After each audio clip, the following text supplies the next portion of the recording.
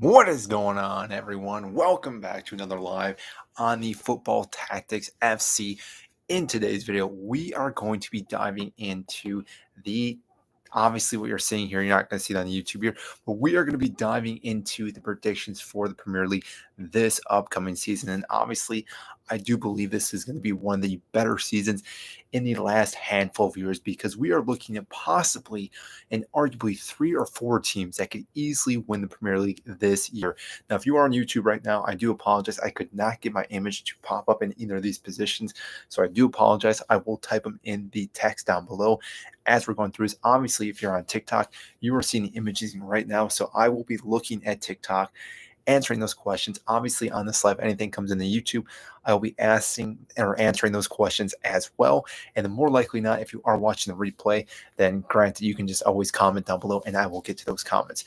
That being said, though, I do want to type out who I do believe will win this. And obviously, I think I'm being a little biased here when we're looking at who is going to win the Premier League this season. But obviously, the number one team, and I'm going to say, is Chelsea. After watching what we just saw in the Club World Cup, I know I've been on live the last couple of days and I've talked about who is going to be the best team this upcoming season. I do believe Chelsea have the capabilities of winning this upcoming year. And the reason why I do believe that is because of the versatility with this team at Chelsea and obviously Enzo Maresca.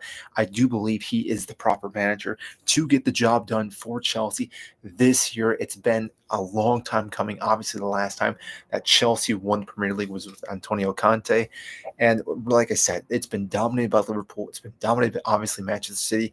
They're the last 2 teams to have won it besides Chelsea. And I do think Chelsea are one of the teams that can obviously beat both those clubs to the Premier League title this upcoming season. And like I said, I do believe these top 4 teams, and again, if you're not in the chat, you can obviously on YouTube. These 4 teams, Chelsea, Liverpool, City, and Newcastle, are all great teams I do believe can actually challenge for the title. And yes, I do think Newcastle has a great opportunity this upcoming year to actually go and possibly win the Premier League this year, which seems almost ridiculous to say because of, again, how they've been the last handful of years. Never been more excited to watch Chelsea this season. Yeah, exactly.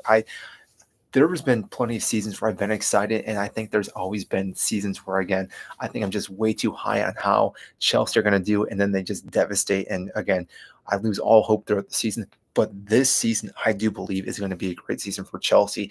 And the amount of games we play in the beginning that Chelsea should win, again, gives me high hope that we are really going to set the bar quite high right off the bat. I believe we should win the first 5 matches easily and get all 3 points from each and every match, which again puts us at 15 points right off the bat.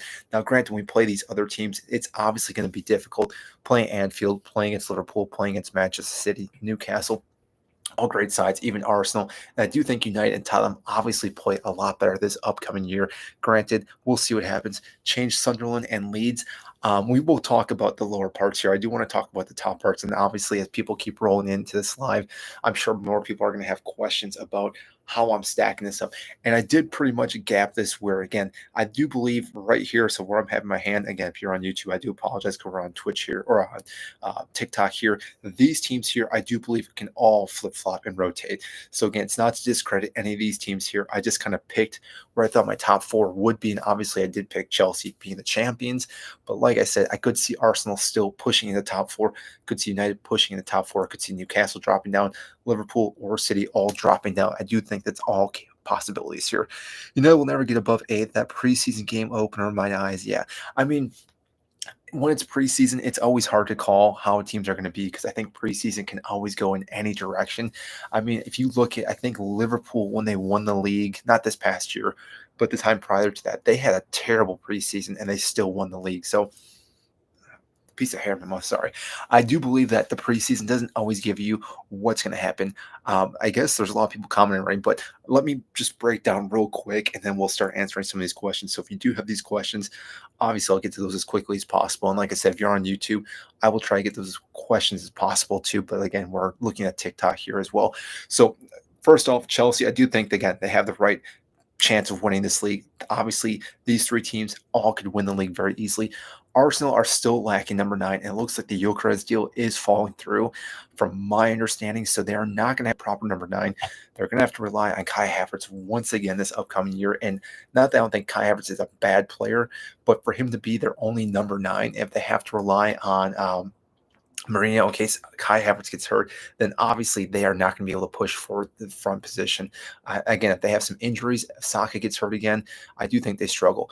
I do think United have a better chance of making it into a Europa League spot this season with all the signs they've had. Obviously, they could still easily struggle and really be down in this part. But like I said, I do think they really do turn around. I think the manager can get it really right here for the most part. Smartest Chelsea fan, I don't know about that. I'm very delusional. And I don't know why this is something on my wall here, by the way.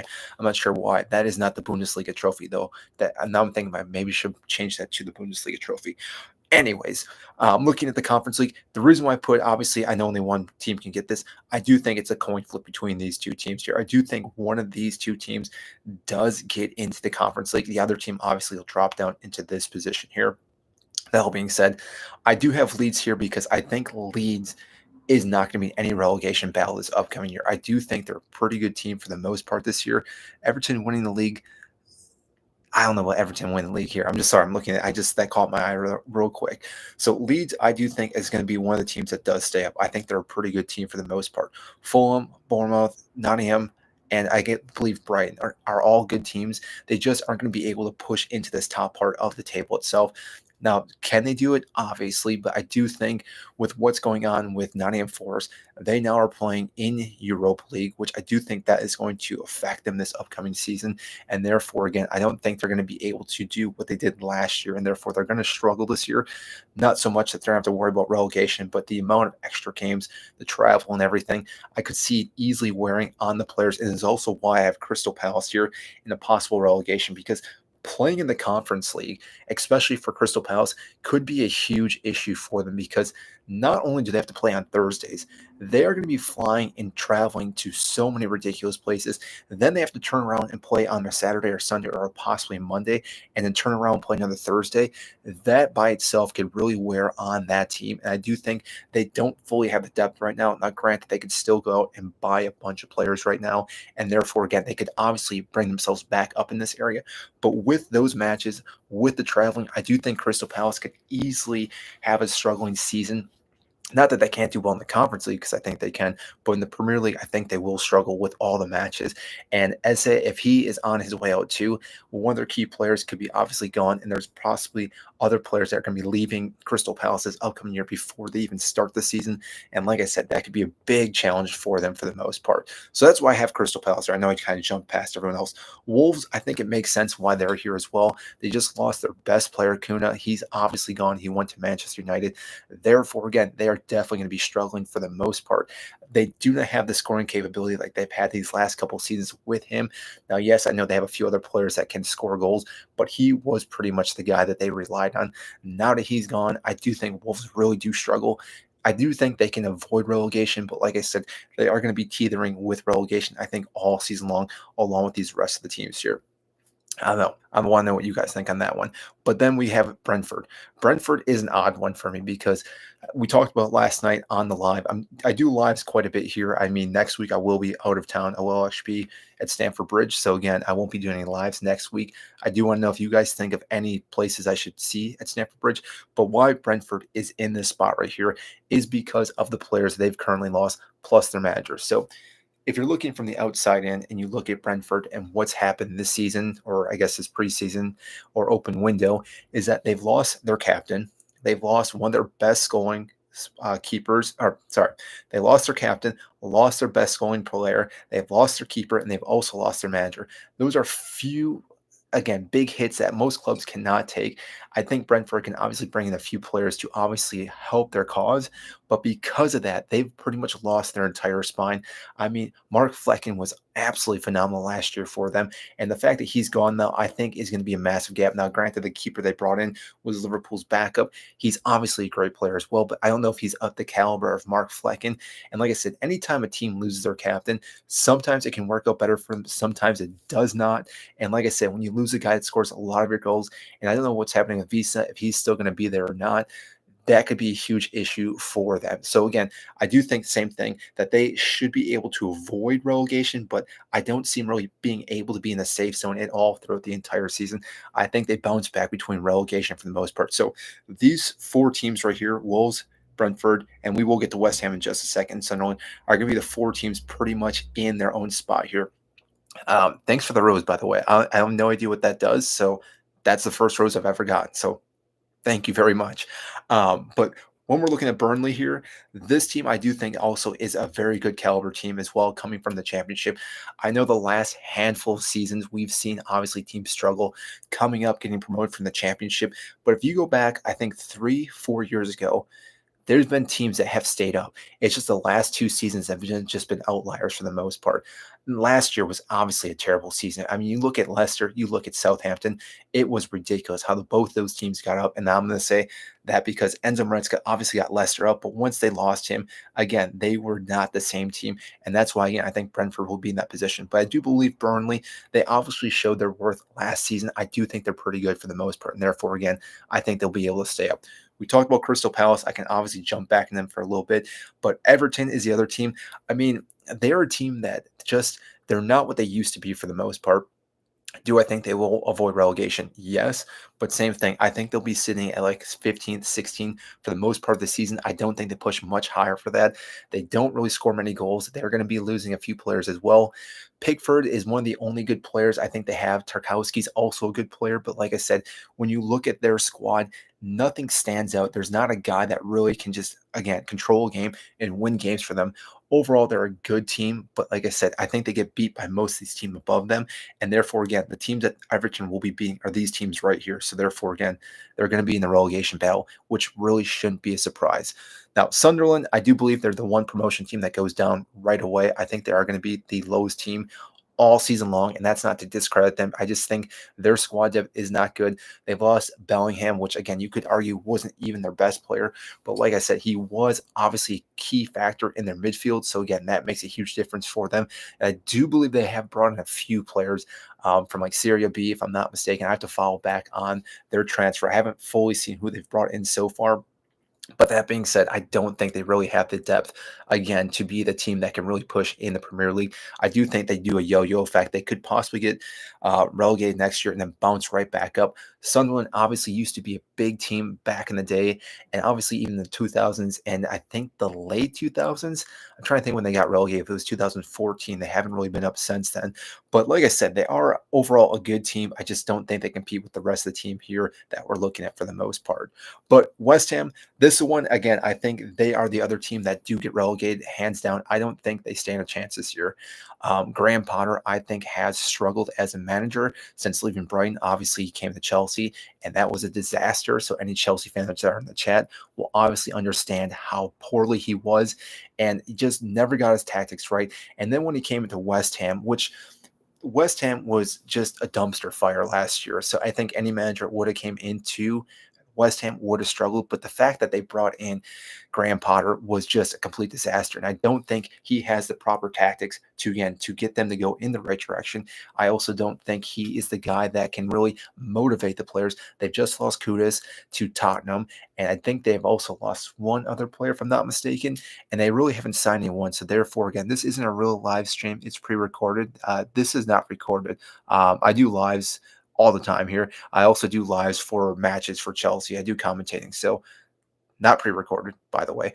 But anyways, West Ham here, and I do talk the entire time. So again, I do apologize if I just start rambling for the most part. I try to keep it on topic, but like I said, we talk for about 2 hours. I have my water here, so give me some time if I do again start rambling at some point, because it will happen. But West Ham, like I said, with Graham Potter, I just don't think he has the cojones to again take this team and make them a good team.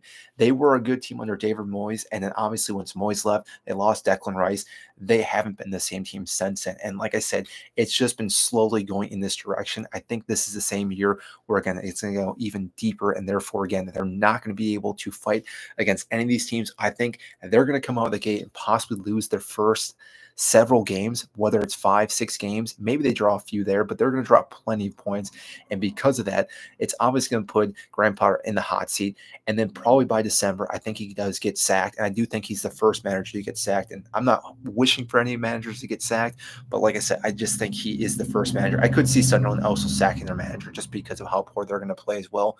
But like I said, once they sack him, they're going to bring in a new guy in. He's not going to be able to turn anything around. It's just going to be a complete disaster once again for West Ham. And therefore, again, I do think they get relegated. So that is how we're breaking down this entire team here. I'm going to try to look at some of obviously the comments here because there's been quite a few.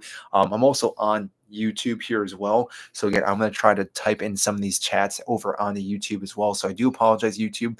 I wasn't able to get the picture up on here again. My OBS was not working. We got to work on that. New to OBS. So again, working on that for the most part. But what does green box mean? So I'm looking here at relegation, European. Oh, so the green box here, I guess I should go over champions 2 through 4. I do believe Europa League. I do have 2 teams here. Again, I think these could obviously rotate, these 4 teams here. Conference League is right here. And therefore, again, obviously one team can only take Conference League, but I do think these 4 teams will rotate. Now, that being said, with Arsenal here, because I'm sure some Arsenal fans are in the chat right now, they can obviously still move up into this top 4 position. I don't think they win the league, but they can easily still finish in the Champions League position. They need a proper striker, and I don't know if that's going to happen or not. It looks like the Gyökeres deal has fallen through, so therefore, again, they obviously have to go look for someone else. I don't know who they go for now because there's not too many strikers on the market. Most of them have gone to places already, or most teams are trying to keep their team or players now. They're not going to be just selling their top striker, obviously, to Arsenal. And like I said, they might be in a tough position. They have to wait till January. If they're waiting until January, it's too long to bring in the proper striker. So that's what we have there. Then we're looking at the green zone. Green zone here, I do believe these teams do, again, just do well throughout the season. They don't do anything up in this area, but they don't also have to worry about relegation. So again, they're your teams that are going to be in 10th through about 15th for the most part, I guess 9th through 15th for the most part. These teams, I think, again, have a pretty solid team for the most part. They do well, they lose games, but they also can beat any team on any given day for the most part.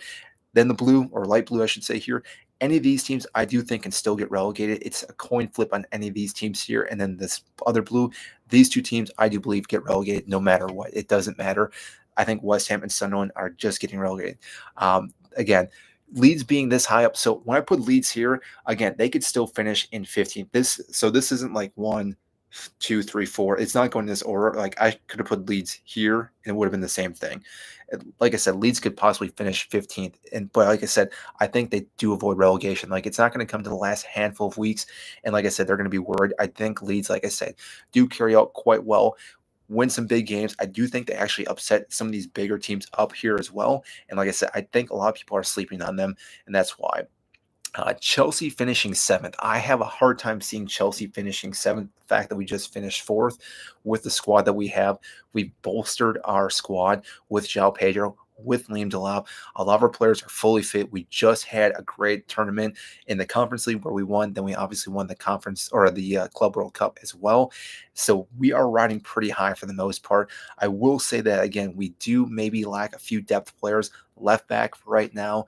We do need to bring someone in there and possibly someone for Cole Palmer. I know there's been talks about Morgan Rogers coming in to Chelsea. Obviously, we then send Nico Jackson, but there's been obviously some chances, some legal issues with that for the most part. But like I said, Chelsea, again, have the boost now to go through and I think compete. And like I said, if you look at last year with Chelsea, what they did, they were competing with Liverpool up until December. December came, Nico Jackson got hurt, so we didn't have a guy that was linking play up for us, scoring goals, or again, creating chances. We really had to allow Pedro Neto, Christopher Nkunku, and I'm trying to think who the other player was because Mark got hurt. We had a few injuries, and therefore, again, because of that, we dropped off a cliff. Cole Palmer had no one to link up with.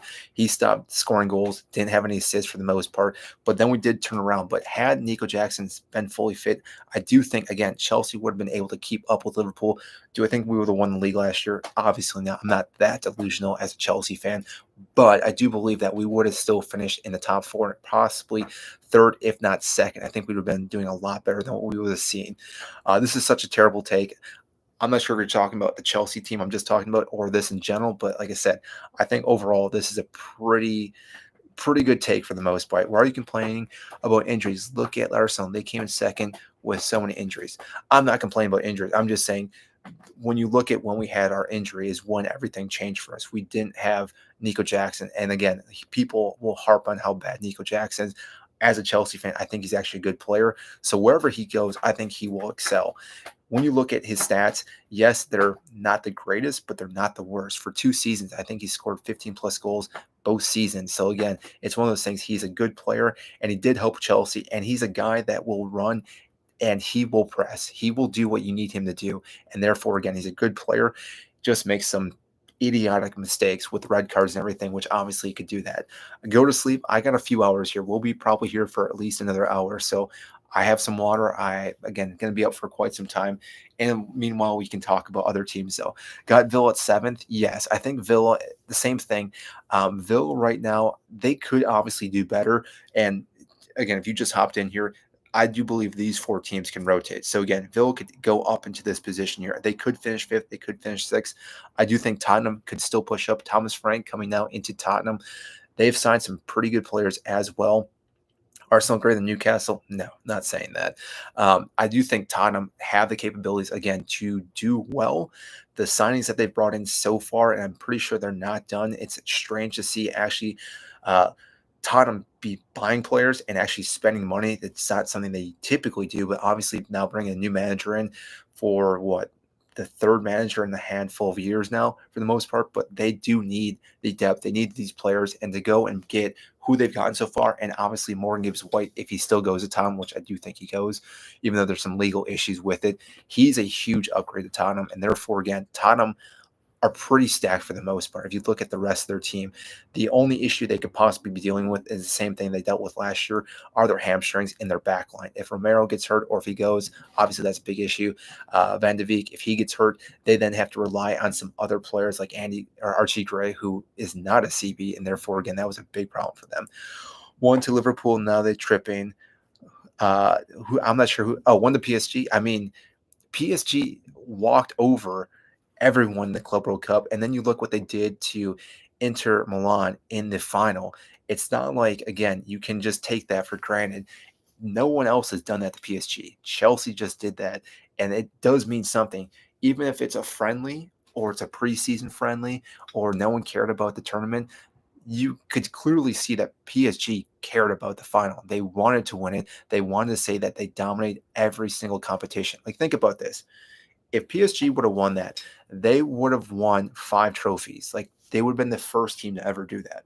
And the fact, in one season, I should say, and the fact that they would have also steamrolled every single team that they played against, you're looking at Bayern Munich, Real Madrid, Chelsea. If they would have beat them, they could probably throw in that list. Then you look at the Champions League. They steamrolled Liverpool, despite the fact that, again, it was obviously close. But if it wasn't for Alisson, that game would have just been blown over the water. That first match between PSG and Liverpool, he played out of his mind. How many ridiculous saves he had. So again, they beat them. They beat Aston Villa.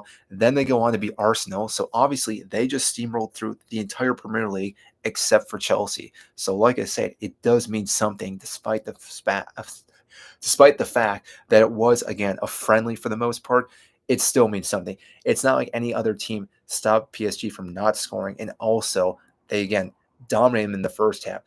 No team has done that to them until Chelsea just did, and now they could be a huge problem for any team because, like I said, if you can have the confidence to beat PSG, the current PSG team, you can have the confidence to beat any team. And like I said, it's different when you're playing in the league itself because obviously you play the team twice. You play them at Anfield or you play them at Stamford Bridge. Things can obviously happen. Whereas, again, in the final, it's a one quick snapshot. Anything can happen in the final. And we saw that in the first half. Chelsea just came out and did everything they possibly could do. And then, like I said, PSG were just trying to get back into the match. So, again, take for what it is, but I do believe Chelsea have the confidence to go on to what they did. Why you only have 2 teams in relegation?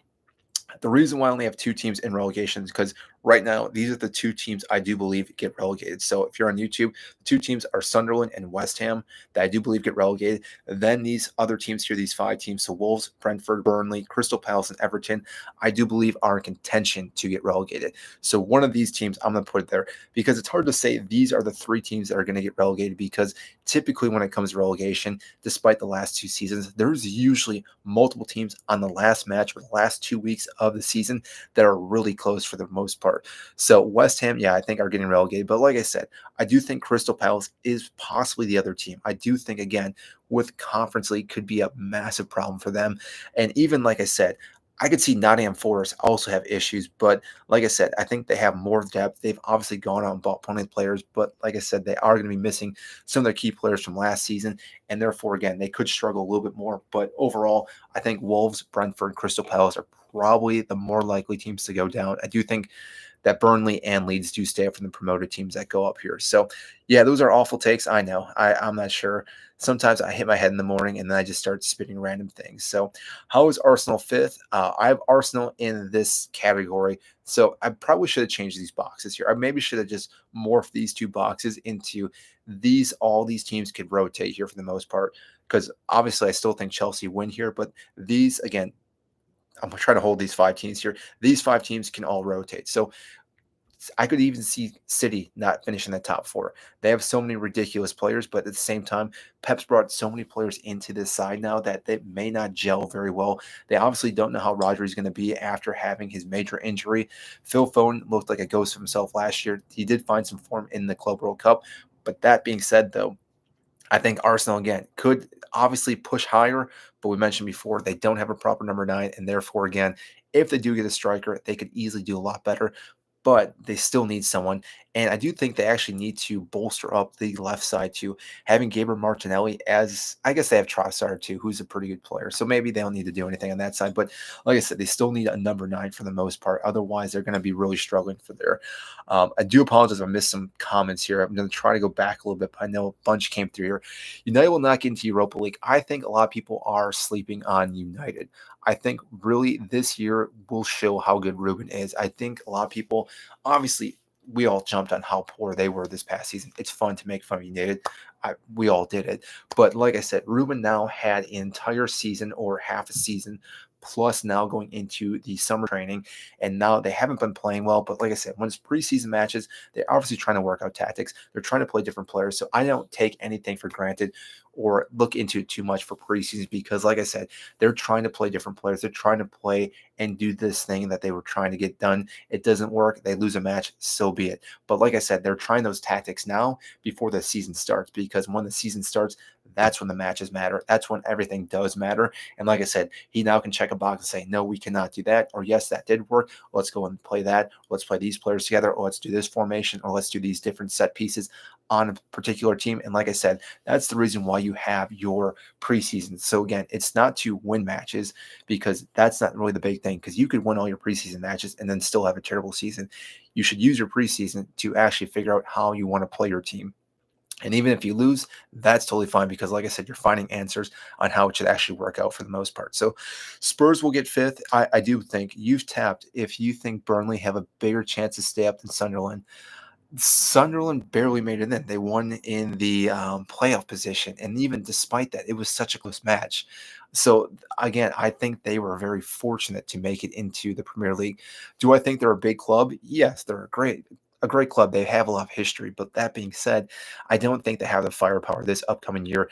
And it's a shame because, again, the gap between the Premier League and obviously the Championship is growing for the most part. But that being said, I do still think that Burnley is a pretty good team.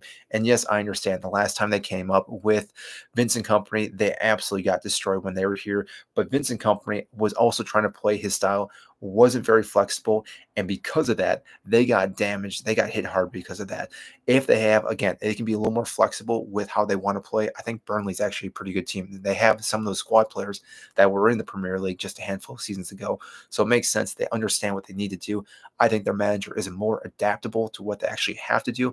And I think they scored 100 points this past year with Leeds, if I'm not mistaken. So, like I said, both these teams obviously smashed it last year in the championship. So, therefore, again, I think they can do the same for the most part. Whereas these teams right here, like I said, I don't think they have the best capabilities of actually doing that. So, as we're talking here, I'm just going to type onto YouTube. So, again, I'm still going to be chit chatting here for the most part. I'm just going to put in 234 here just so they actually know who I'm talking about. So otherwise, they're gonna have no clue what I'm mentioning here on YouTube. So give me 1 second here, and then we'll get back to the There we go. We'll get back to here then. So, deluded. Yes, I'm very deluded. Obviously, I'm a Chelsea fan. I mean, most Chelsea fans are completely deluded.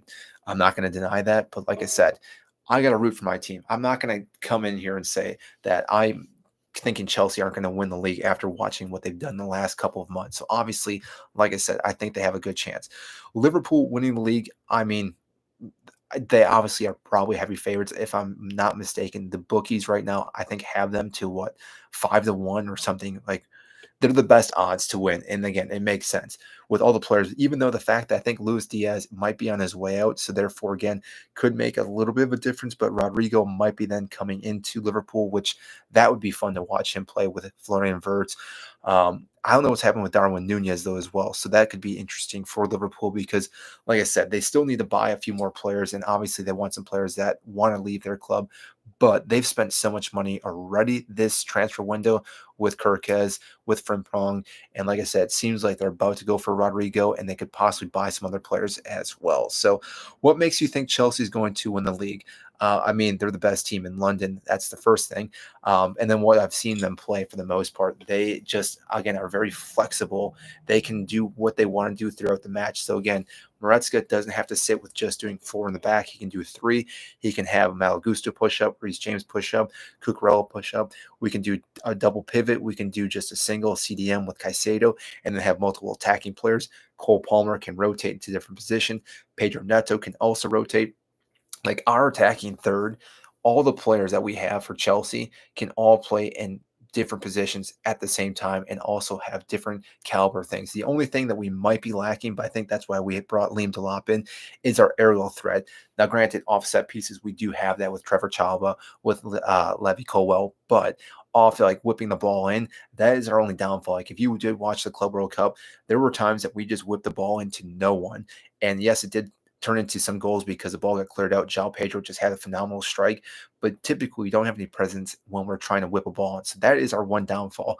But most teams play low block against Chelsea. So therefore, again, we do need to have players like João Pedro, who again can hold in between the lines, Cole Palmer, who again can break those lines with quick passes, and even like Pedro Neto, who can go one-on-one, or again, we can overload and have Mal Augusto, Cucurella push up. So therefore, again, I think Chelsea have a good chance of beating a lot of teams. And the problem they had last year, I'll get to YouTube in just a second. I do see your comment there.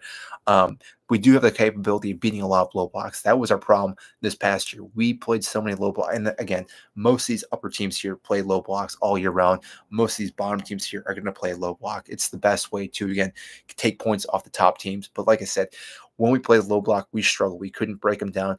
If we can do that, and again, we can do it fairly quickly, we can dictate the game, the tempo, the possession, and therefore, again, win those games easier and actually conserve a lot of energy. And like I said, use that for the next match or whatever term we're in. So whether it's Champions League, FA Cup, League Cup, and we do have the depth so we can rotate players as well. So that's my mini rant on Chelsea. Why do you think they're going to win? Obviously, I'm pretty sure someone will ask about that again. So we'll probably talk about it again. But I'm going to look at YouTube here real quick. I just want to see what they have here.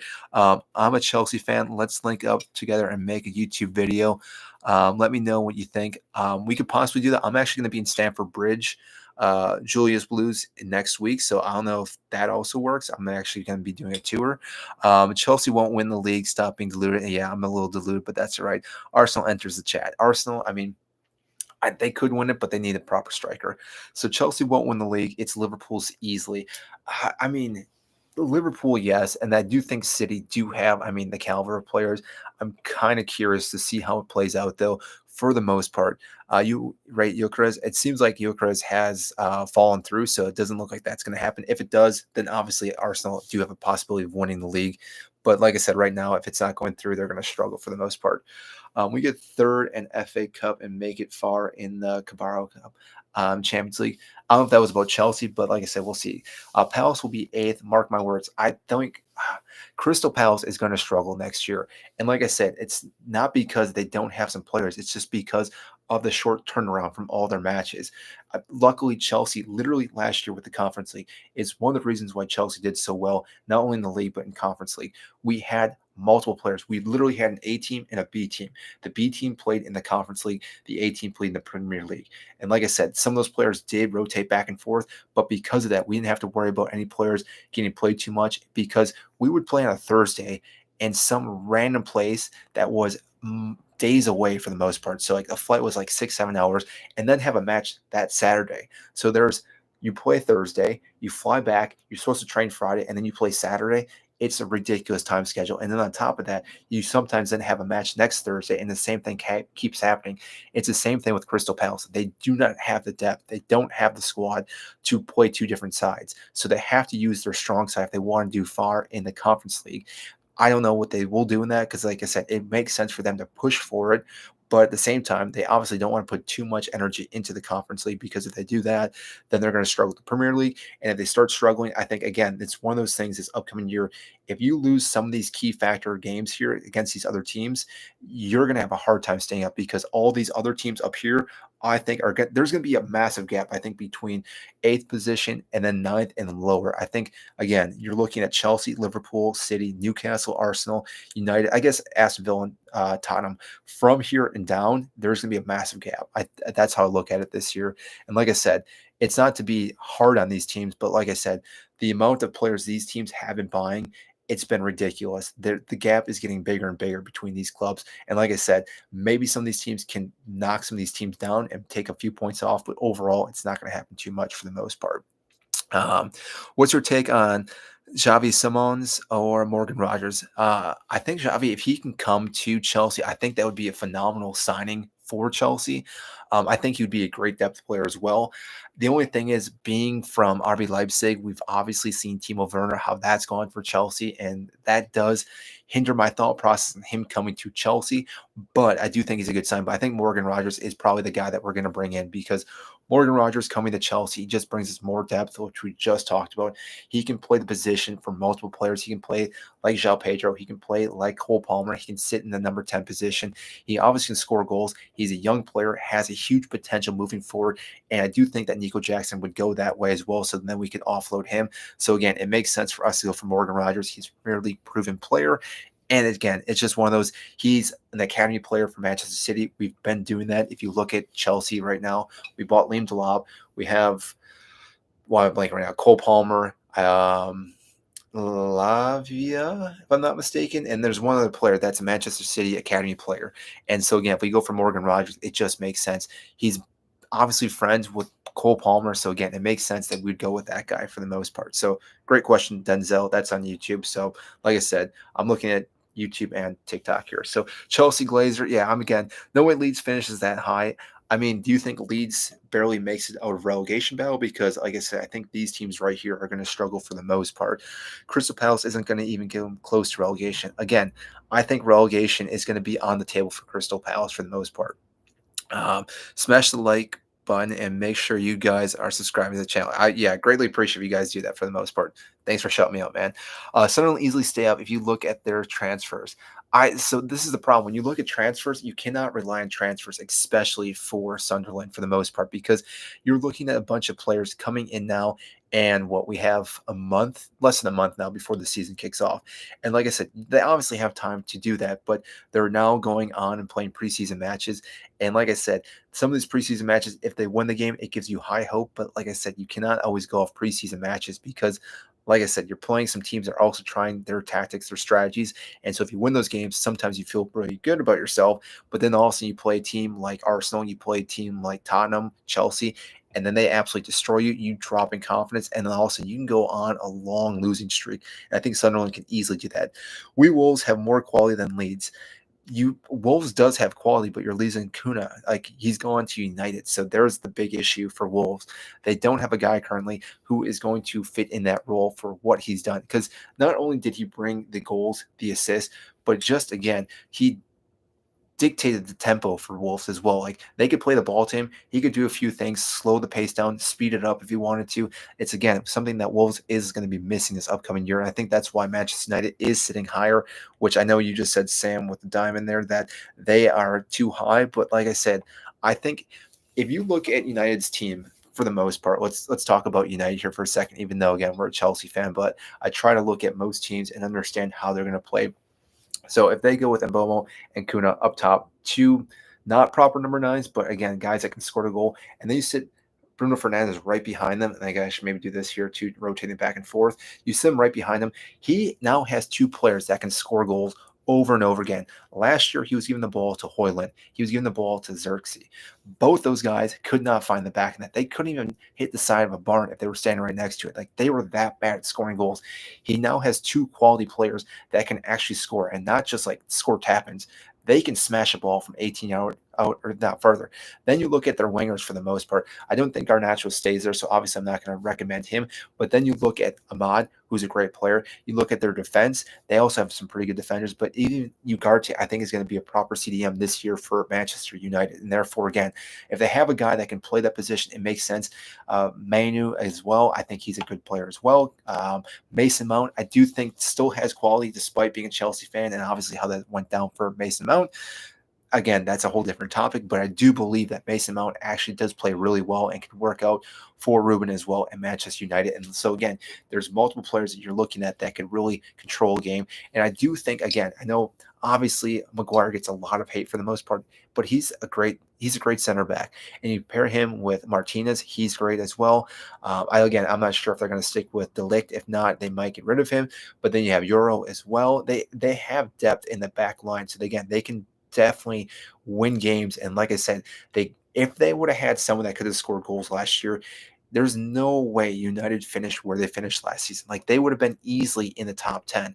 There were so many chances that, again, it's almost laughable how many chances Hoyland missed last year. And again, he puts even half his opportunities in. They win over half their games. And obviously then Ruben looks so much better. But it is what it is for the most part. Man City falling off big time. I mean, so we'll talk about Man City now. So, like I said, I'm more than happy to talk about teams here, but like I said, I'm a delusional Chelsea fan. So again, I'll probably bring it back to Chelsea at some point. But the problem with, I think, City this upcoming year is that, again, they've brought in so many midfielders. I do not fully understand how they're going to play all these midfielders, because even last window in January, they brought in Nico Gonzalez. They brought in someone else who I'm blanking on right now. Then this year, they brought Reiners, Xerxes. They have Phil Foden. They still have Kovacic. They have Oscar Bob, who's coming back this year after a leg injury. They have Rodri. I don't think Calvin Phillips sticks around, so obviously I'm not really going to mention him too much. But they have plenty of wingers as well. Then you look at Savinha, you look at Doku, you look at Jack Grealish, who, again, I still think has potential. And then you have Marmoush as well. You have Erling Haaland. Somehow those players have to play. Like, you can't just have half those players sitting on the bench. And so, again, I could see that disrupting how they play for the most part.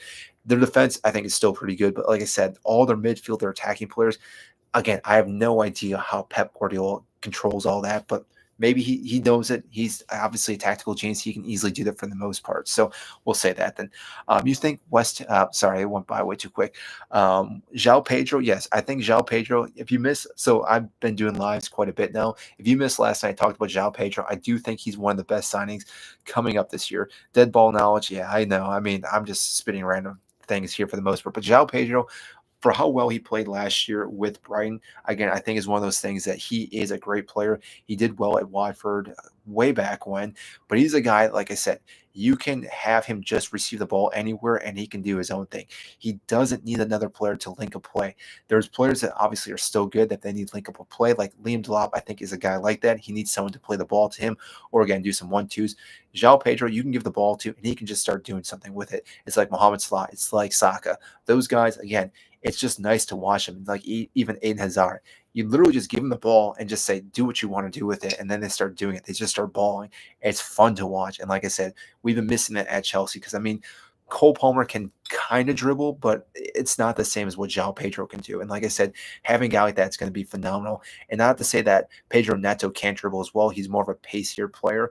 So again, he does have the foot skill. But again, watching a Brazilian is just, it's something else when they're on the ball. And then even on our right side, Estavio is again going to be on that side too. So we're not only going to have João Pedro, we're going to have two Brazilians on both sides. So again, it's one of those things that it's going to be fun to watch being a Chelsea fan. And like I said, that's why I think Chelsea are going to be very difficult to beat, because we have so many different players that during a match, which is why I'm saying I'll bring it back to Chelsea all the time.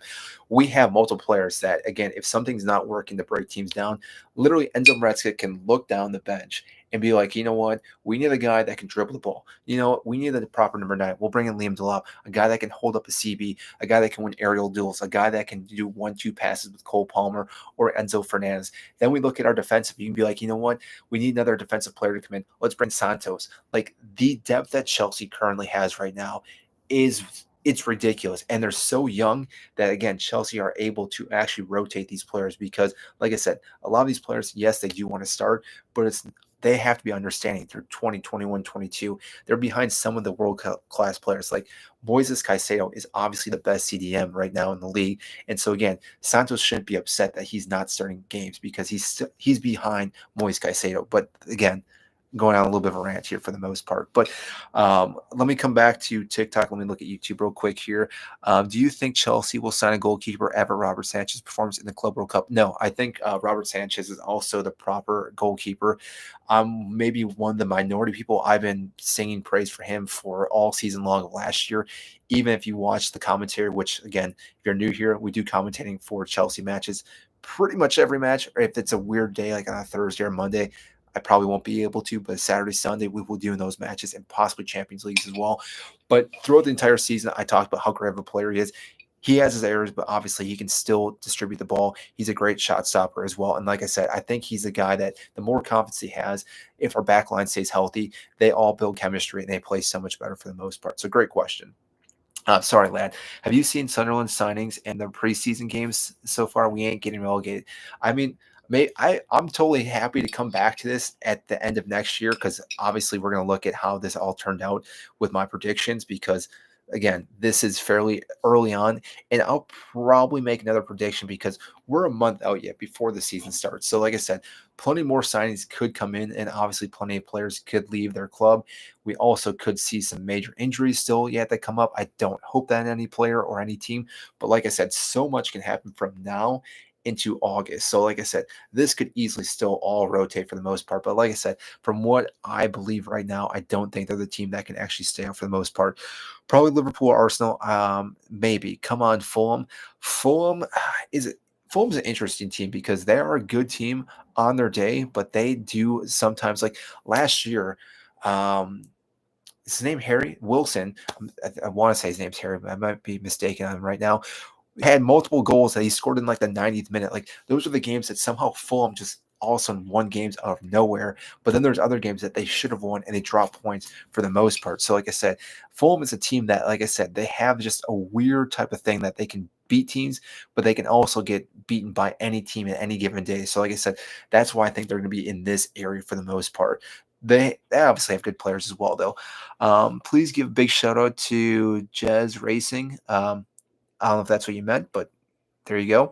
How are Everton below Leeds?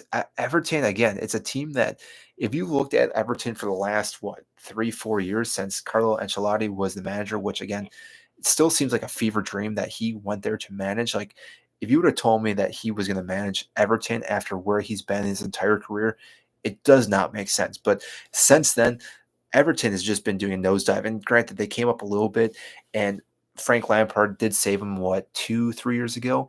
And they've just been a team that had just been teetering for the most part. And granted, last year they weren't that close, but they're a team that each year they don't fully bring in players that make them that much better. Like they bring in squad players that make them just a little bit better, but not that great. And therefore, again, that so sooner or later it's going to just bite them, and they're gonna regret that decision because if Everton go down, they're a team that again they could get sunk if they go down in the championship. I don't know if they would come back up. Like that's the problem with Everton. But like I said, they somehow still keep inching back into where they need to so they avoid relegation, but that's why I'm putting them there for the most part. I don't think they're better than any of these other teams. And again, sorry, YouTube, that I don't have the pictures here. So again, we're looking at Everton. I have Everton, Crystal Palace, Burnley, Brentford, and Wolves in potential relegation. I do think West Ham and Sunderland are the two teams that get relegated no matter what. What happens with West Ham? West Ham get relegated because I think Graham Potter isn't the right manager for them. So therefore, that's why. It's funny. People have been saying we are going down for 3 years plus. You have no idea. Well, there's a reason why people have been saying they've been going down for 3 years plus because Was it not Frank Lampard, if I'm not mistaken, that saved him on the final match day, or maybe it was a week before? I could be obviously blurring it all together with history of how it went for Everton. But there was a year or two ago that they were very close and they just snuck out for the most part. I'm a Wolves fan, and Villa need to be higher up. I mean, how far do you think Aston Villa should be up on this list? They're a good team, but Aston Villa is a team that obviously can score goals, but they do let up a lot of goals. Like that is one of their problems.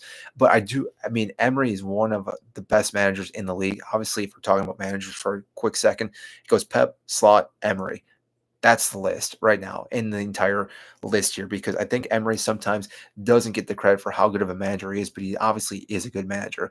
Last 2 seasons, we've been nowhere near relegation. Last season was only because of points deduction. Yeah, I guess that's true. But I would say for Everton, last 2 seasons have also been the only 2 seasons that the promoted teams were absolutely horrendous.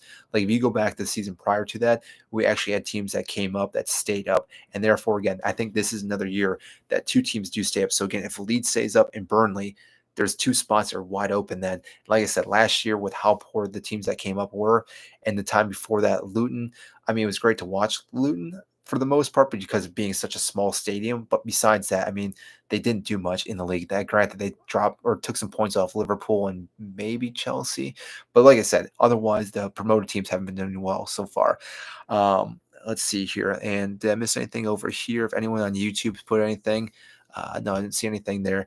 And I do apologize. So YouTube, I'm gonna type something in here for real quick for YouTube so they can see the top four. So I'm gonna put 5 is Arsenal, 6 is United, and 7 Villa, 8 Tottenham.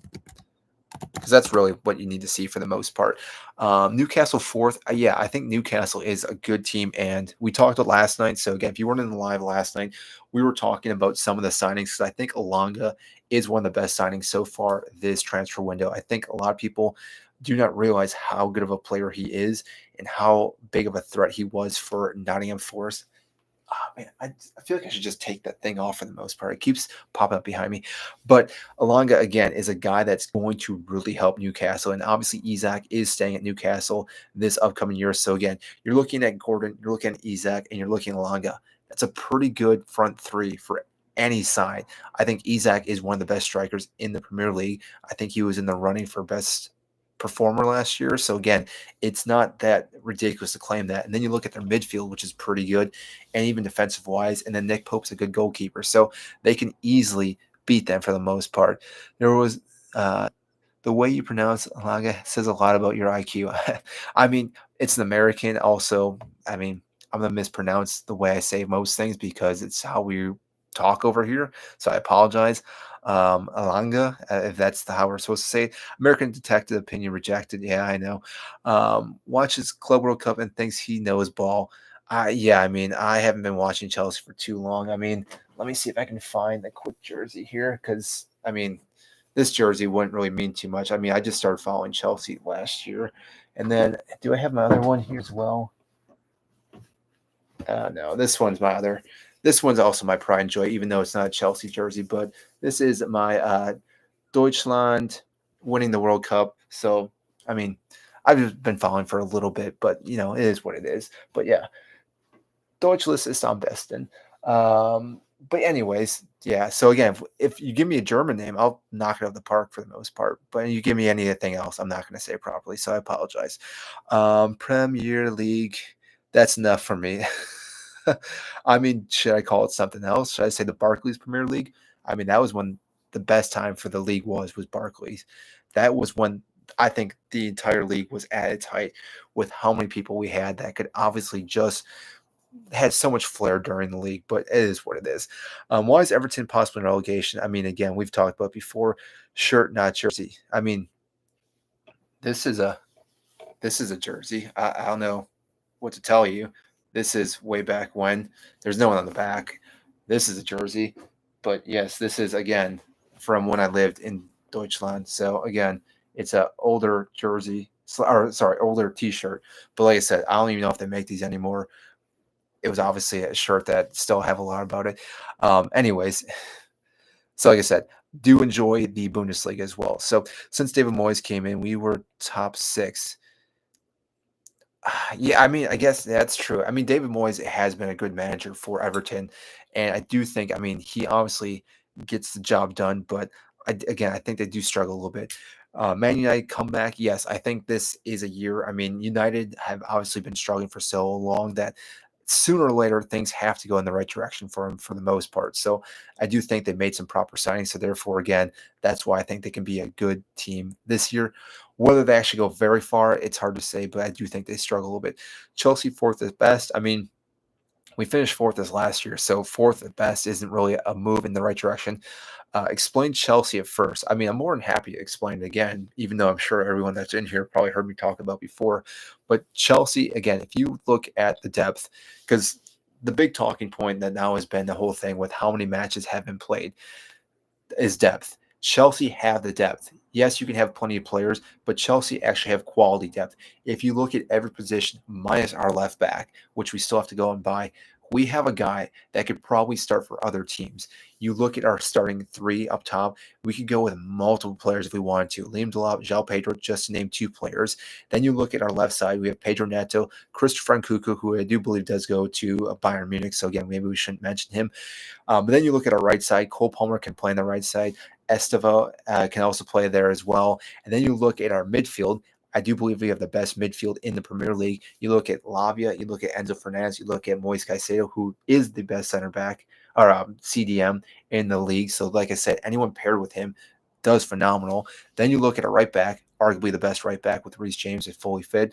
You look at Trevor Chalobah, Colwell, both phenomenal. And then even Cucurella, you could argue, is the best left back in the Premier League. He obviously did well last year, was a huge vital player for Spain when they won the Euros, was in the team of the tournament. And therefore, again, you look at Chelsea, they have top-notch players in multiple positions. So therefore, again, that is why I think they can compete with it. And like I said, they obviously now have the confidence to beat teams. And like I said, beating PSG, whether you want to say it's a friendly or not, the fact that they beat PSG shows you that they're a good team and therefore, again, can go on and beat any team for the most part. But like I said, it's one of those things that I understand people are going to hate on Chelsea. Chelsea, for the most part, as a fan, I mean, again, I'm obviously biased, but people always write off Chelsea for the most part. And then lo and behold, they go and do something again and again and again. So again, it's one of those things. People aren't expecting Chelsea to win. I wouldn't be surprised if all of a sudden they just tear through the entire league and win it. It is what it is because it could easily happen. Because even when Antonio Conte came in, people thought, it might take a year or two. He literally in his first year won the Premier League. So again, things happen. We won the Champions League with Thomas Tuchel against Manchester City. We weren't supposed to win that.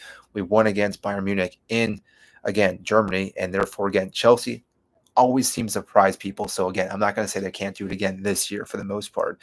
So I did miss Bros Talking to Talk. That's what I do, Alex. That's why I don't know if you saw what my name is, but it's your daily yapper. We are straight up yapping. That is exactly what we do here. So yes, yep. Cooper gets it. He said, "Holy yap." Yep. Again, I've been going now for almost an hour. I've been talking pretty much the straight hour. So, like I said, this is why I do commentating for matches because I do enjoy talking the entire time. I'm not just going to sit there and not say anything as I'm watching the match. I'll actually give you some things that are happening, give you some history, give you some tactics, what's going on, and actually talk about the match itself. Like I said, I'm more than happy to talk for 2.5 hours. You can actually go back to my YouTube and watch us do the commentating for the Club World Cup final. Literally talk through the entire thing. Like I said, love yapping. That's what we do here. So, anyways, he generally seems a nice bloke, but he has zero ball knowledge. Oh, thanks, Tom. That's a nice backhanded compliment. Thank you. Let's see here. I was just saying, Noni is probably going to be begged against Chelsea. I wouldn't be surprised if Noni doesn't do anything all season long at Arsenal, and then so happens to play against Chelsea both times in scoring goals. The amount of times an ex-Chelsea player has scored against us is mind-boggling. And it's not just like your attacking players. Defensive players score against us all the time too. And I just don't understand how it happens, but it's got to be something along the lines that they just want to just get something back to Chelsea by scoring a goal. And like I said, anytime we come against a player that played for us, I'm always accepting that they're going to score against us. Like when it happens, I'm like, yeah, that was going to happen for the most part. But do I think Noni's a good signing for Arsenal? it's debatable as of right now. And again, Kepa obviously I don't think is a good signing, but for 5 million, it's not bad signing or bad business. I just think that if he is in the goal for Arsenal at any given point, I don't see him winning those matches. He's going to be a liability for Arsenal, especially not that I don't think Ray is going to miss any matches, but if he has to miss any matches and they have to rely on Kepa, those matches they're going to drop points. He just lets in so many goals from so far out. So therefore, again, they had opportunities to bring in other goalkeepers, and for some reason they went with Kepa, which I just don't understand the reason behind it for the most part. And obviously Chelsea made a huge mistake of signing him, so signing Kepa, but that is what it is. Let's see here. I don't think it's a far fetch for Chelsea to win. They have an insane amount of pieces, but I pick Liverpool. And again, I'm not going to say Liverpool can't win it. Being a Chelsea fan, I'm obviously going to root for the club I support here. Do I think Liverpool obviously have a huge chance? Yeah, Florian Wirtz, I do believe is going to be just a phenomenal signing this upcoming year. I do think he could be the player of the year for Liverpool for the Premier League. So again, that being said, I do hope that they don't win it, but I just hope we're not seeing City win it or Arsenal win it, because obviously if Arsenal win it, I don't know if I could understand or handle the amount of fan base, how crazy it would be for the most part. Any other team that wins the Premier League, they're understanding, and you can actually accept them as fan bases cheering. If Arsenal were to win it, which again I hope they don't, you would never hear the end of it. They still talk about the invincible season for the most part. And granted, it's obviously a huge achievement, but the fact that there's been multiple teams that have surpassed him in point wise and teams that have passed him who didn't win the Premier League just shows you that, again, going invincible, yes, difficult to do, but they drew so many matches. They weren't that dominant, and they obviously got knocked out of multiple cup tournaments or cup matches. And so therefore, again, I'm just going to say that. So again, if they win the league, you won't hear the end of it for the next like 20, 30 years for the most part from an Arsenal fan. He isn't being honest. Caicedo is unreal. Maka is though. I mean, yeah, I mean, McAllister's a great, great midfielder as well. I mean, if you're looking at both those players, like, think about this. If Brighton hadn't sold any of their players, think about how good Brighton would be right now. They would have McAllister, Caicedo, entering into their prime years, Cucurella on that left side. They would still have Levy Colwell. Well, I guess Levy Colwell had to come back to Chelsea. I'm trying to think who else they would have had. João Pedro. There's multiple players that Brighton, they are a phenomenal team when it comes to business. When they bring in players, they bring in great players. So again, it's remarkable with how good they are with their transfers, because they bring them in for pennies for the most part, and then they sell them for multiple millions. So again, Brighton's a well organized team, which again, they're a great team, but they don't keep those players long enough to push into this upper area for the most part. They, again, could probably finish ninth, maybe eighth this upcoming year. But like I said, they just don't keep the players long enough, and they just look at it as a business standpoint, which, I mean, I guess from a standpoint from business, it's good, but for being a fan, I'm not sure how they feel about that for the most part.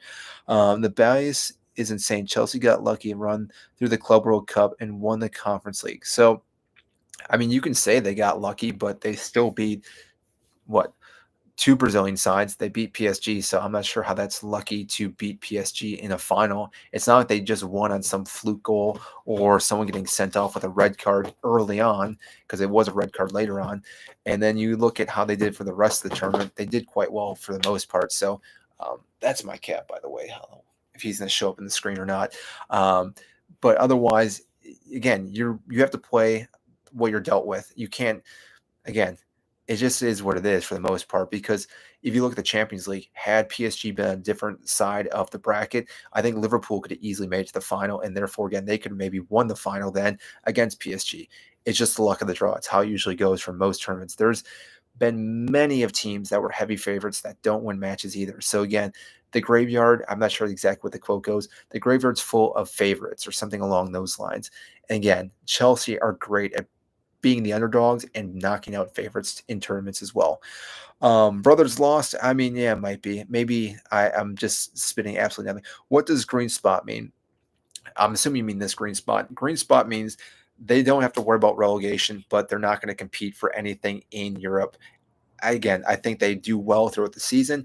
There's at no point that they're worried about relegation. Granted, maybe in the first couple of weeks they might be in contention, just because depending on who they all play. I don't know the full schedule for who everyone plays, so I'm not that good at memorizing everything. So again, they may the first two matches struggle, but as the season continues on, these teams right here, I do believe, just steady it out and sit mid-table almost all year round. They don't go too high, they don't go too low for the most part, and therefore, again, they're just going to sit in that great position. How are United and Arsenal on the same level? Because they are. I mean, United's a bigger team than Arsenal, so that's also why. Only Chelsea players that get in the Arsenal starting 11 are James, Caicedo, and Palmer. No, you don't think Cucurella gets into that starting 11 for Arsenal? You then look at João Pedro. You think Gabriel Martinelli is better than João Pedro? Liam Delap walks into that starting 11 as well. They don't have a number 9. I would even argue that, yeah, you could put Cole Palmer in there. Enzo Fernandez steps into that. You look at the percentage between Declan Rice and Enzo Fernandez, they're pretty equal, yet one of them does have a World Cup, so it is what it is. And then one of them also has won trophies for his club as well. Is what it is. But that being said, I do think there's plenty of players that walk into that side. Do I think they still have phenomenal players? Yeah, Gabriel is their best player. I will die on that hill. Gabriel and Saliba, I think, are their two best players. And then obviously Saka's third. But that being said, I might be biased on what I think about Chelsea walking into that club. Brighton above United, to be fair. No, it's not happening this year. Robert Sanchez. I'm not sure if you mean Robert Sanchez walks into Arsenal. I'm not that deluded. I do think he's a great goalkeeper, but I know David Ray is a phenomenal goalkeeper. I enjoyed his time at Brentford. So again, I'm not going to be saying that he's over him, but Robert Sanchez, I think, does need to get credit for what he's done, not just this tournament, but I think in this last season at Chelsea, because like I said, a lot of people harped on him for how poor he was. Did he make errors? Yes. But again, if you look at all the keepers this last season or two, more teams play from the back. And the more you play from the back, the more chance you're going to have an error. And therefore, again, it's a calculated risk you take with your goalkeeper, because if you play a poor pass to him, he has to do something with him. He has a poor clearance. It can easily lead to a goal. And yes, I think he had 3 or 4 that led to a goal. But overall, he's a great shot stopper. I think he was one of the best shot stoppers this past year, and his distribution is actually pretty good. If he, again, has the time to look where he wants to ping the ball, he will hit his man. And therefore, again, he's a great goalkeeper. Do I think he's top 3, though? Probably not. He's not top 3 right now in the Premier League. I do think he's in the top 5 at least, but I think top 3 would go Allison, Raya, and I mean, I know he just left, but Mark Fleckman would have been my number 3rd option. But I would even say Nick Pope might be number 3. Or let me just quick look at this list here. Emi Martinez used to be, he had a rough season last year. So I'm not going to say, Vicario, that's the other guy I was going to say, is also a great goalkeeper as well. So again, that's what now. Now, Gabriel and Saliba are overrated. You think Gabriel and Saliba are overrated? You do know that Arsenal had, I think, the best defense last year. So you kind of have to give them some credit for how good they are. And Gabriel, not only is he good defensively, he's great going forward. I mean, he scores multiple goals for them. So I'm not sure how you can say that they're overrated, because they clearly are the two best pairings in the league for the most part. But that is what it is. Arsenal's 5 is crazy. Have you seen their offense off season? I have not seen what Arsenal have done this off season for the most part. Minus, I know there's been obviously a huge talking about with Gyökeres going there. What's up, Paul? Welcome back again. I think it's the 3rd day in a row. Man United will avoid relegation. I think Man United get 5th position. Gravenberch greater than Enzo, Salah greater than Palmer. Well, yeah, Salah's greater than Palmer as of now, but they're also kind of two different players. So again, that's not really a fair trade. But you think Gravenberch is better than Enzo? No. I mean, that's not to take anything away from Gravenberch, because he's a great player and also a young player. So, but you look at what Enzo can actually do. He's a great player. And again, you got to look, I mean, at least I'm looking international as well. So therefore, again, that's why I'm going to rate Enzo higher. But yeah, I'm not deluded. Salah is one of the best players ever played in the Premier League. So again, I'm not going to say he's the best, but he is one of the best to play in the Premier League. Oh yeah, I'm probably blocking what you guys can see here for a little bit. Palace possible relegation? No way. I think so. Arsenal's whole defense alone clears Chelsea's whole 11. Does it?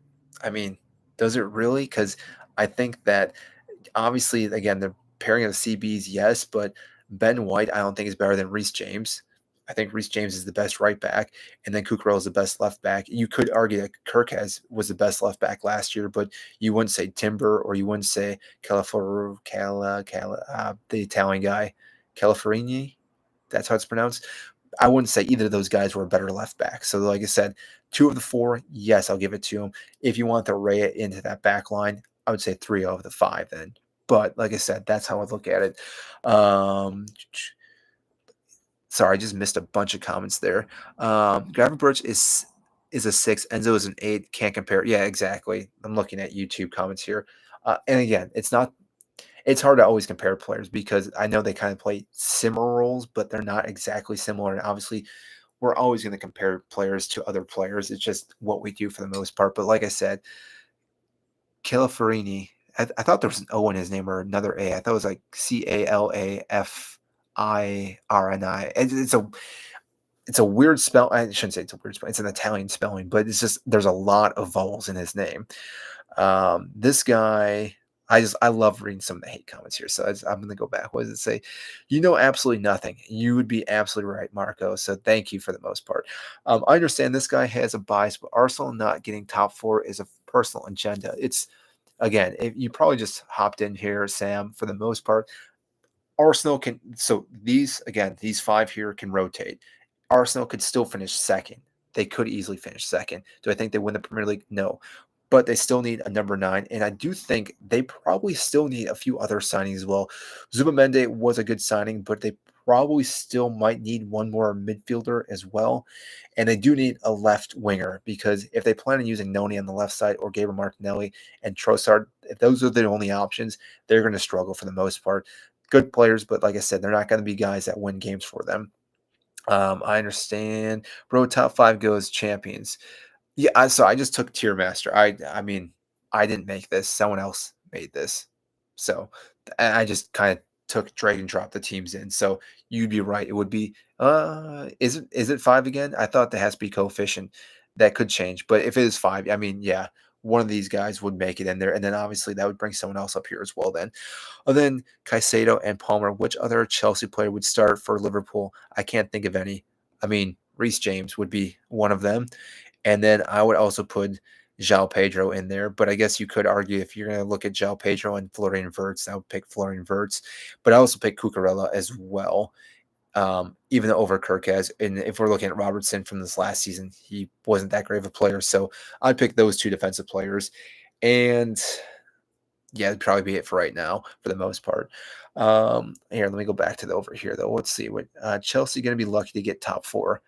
I mean, I think this year, out of all the leagues we've had in the last 6 years or so, I think this is going to be the tightest top 4, top 6 that we've seen in a long time. I do think, again, the league will be won with how, again, most of the time it is won, but how you do against these big clubs. But obviously, I think all these teams are going to knock points off each other. So again, who can ever withstand all the top players or top teams is going to win it. And like I said, I think Chelsea have the capability with their depth because during the middle of the season in December and January, if the games get a little bit tighter, they have the depth that, again, they can rotate some of their players. And even with Champions League, they're still going to be able to use certain players in the Champions League, League Cup, and FA Cup. So therefore, again, I think they have the capability to do all that for the most part. Leeds ain't surviving, broski. I'm curious, why do you think Leeds wouldn't survive with how well they did in the championship last year? Because they were phenomenal last year. American, yes. Also German, but yeah, mostly American. Timber, right back, Cucurella, left back. I mean, Timber, yeah. Didn't Timber play left and right back? I thought so, but maybe I'm not. Maybe I'm mistaking him because I thought he did play over there for a little bit. Villa top 4 easy. No. United 6, Salah greater than Palmer. Yeah, I'm not disagreeing that. Again, there's maybe 2 players that I would put over Mohamed Salah in the entire Premier League history. Like that's, and as a Chelsea fan, again, I think Mohamed Salah could easily be the number 1 player all time in the Premier League. So yeah, I'm obviously say he's better than Palmer. I mean, the 2 players I would put close to him for, again, we're not looking at position, just overall Premier League in general, would be Thierry Henry and Frank Lampard. Frank Lampard, obviously I'm biased on him. So again, I'm going to just say Thierry Henry. But like I said, you could easily say Mohamed Salah is greater than all those players Premier League. We're not talking about entire careers, we're talking about Premier League. Premier League. Mohamed Salah might be the best player to ever play in the Premier League. Again, reiterating, we're only talking about Premier League. Just looking here, what you got here. Will any of the three teams come up, stay up? Yeah, I think the three teams that come up, I think will do quite well, but I do think, again, Leeds and Burnley stay up. Salah as a winger, Palmer as a 10. Why are they comparing? I mean, Palmer does play as a right wing every now and then, so I mean, I can see the comparison, but it's not the same. It's the same with saying like who's greater, Saka or Palmer. The yes, technically playing the wing, but Saka is more of a proper winger. And like I said, if I'm looking at a winger, I'd pick Saka. If I'm looking at guys to be more creative, I'm picking Palmer. Like I said, you can build the teams around both players, so nothing wrong with that. Bro, of course you put Chelsea first. You're a Chelsea fan. Give your honest opinion about who wins the league. I mean, I do think they win the league. That's honestly my honest opinion. But again, I'm not going to say that Liverpool don't have the best opportunity to win it. So again, if that's what you're looking at odd wise or what the bookies are saying, I would agree that Liverpool probably has the best chance. But I'm still thinking that Chelsea will win it. Why are Leeds in ninth? One, two. Oh, I see what you're saying. So sorry. The table here, again, I keep seeing myself on YouTube and there's no table here. The table here, this is not in order. I just dragged and dropped teams. So again, I maybe should have mentioned that or put a little number. So Leeds could be all the way over here too, and Brighton could be all the way over here. There's no numbers. Minus this one is number one. After that, it's these could be two, three, four, any of these teams. These teams could also jump into the here as well, or they could be 5-6 or 5-6, however you're looking at it as well. So yeah, Leeds, I'm not putting that high up. That no. Leeds, I think, finish in like 12th position or 13th. Rooney, Ronaldo, Henry, Kane, De Bruyne.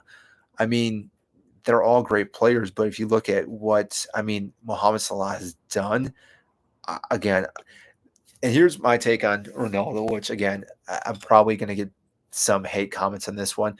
Ronaldo was obviously a great player for United, but the problem is that most people take his time at Real Madrid and use that for his time at United. Yes, he won a Ballon d'Or at United. I understand that. But his peak was at Real Madrid. And yes, he did well at United in what he did, but it's such a short stint. Like, had he sticked around for multiple seasons after what he did the last handful of seasons, he obviously would have been the best player ever. But his entire time at Real Madrid, like, you look at how many goals he scored at Real Madrid. So people think about that at United. But Michael Owen won a Ballon d'Or, and he's not even in this list. Like, you don't even put him in here.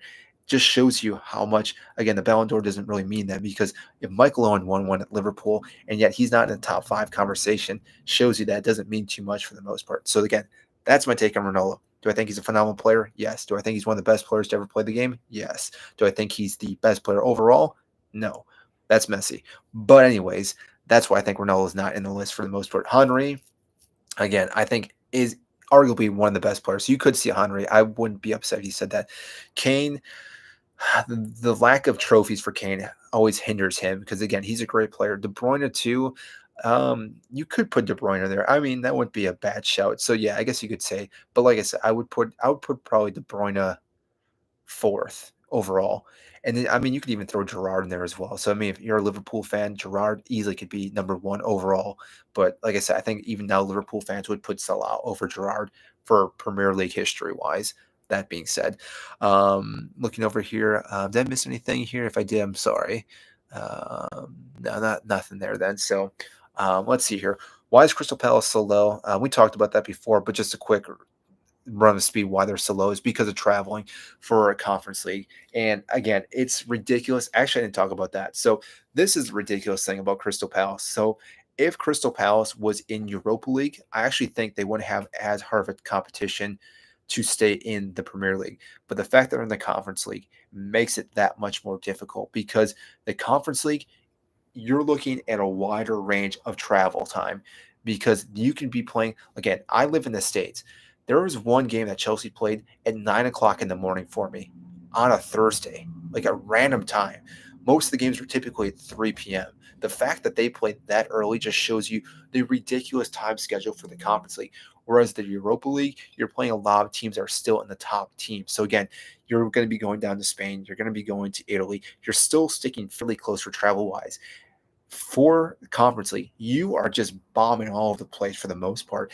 And then you play that Thursday game, and then you have a game Saturday. So the fact that this somehow is affecting these two teams is quite ridiculous. Like, I don't fully understand legal action wise, because there's been other teams, and I understand the owners are obviously the factor of why Crystal Palace aren't playing Europa League and why Lyon is in it.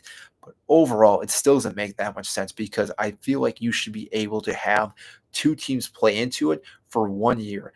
If the second time around, then I could see illegal action happening, because, like I said, Crystal Palace won fair and square with the FA Cup to get into Europa League. Like, that should put them in. It doesn't matter where you finish in league position, because if you won a trophy, it should put you into it. The fact that Nottingham Forest now in Europa doesn't make sense to me, because they finished lower than Crystal Palace, yet somehow now get to leapfrog them into a better competition. Like, again, does not make sense to me. And like I said, that could be one of the huge issues why Crystal Palace will struggle this upcoming year, is because of that traveling for the most part. You sent me a kitten. Oh, thanks, man. I don't know what that kitten does. I have no idea. I have not really gotten many things, so thank you for that, by the way.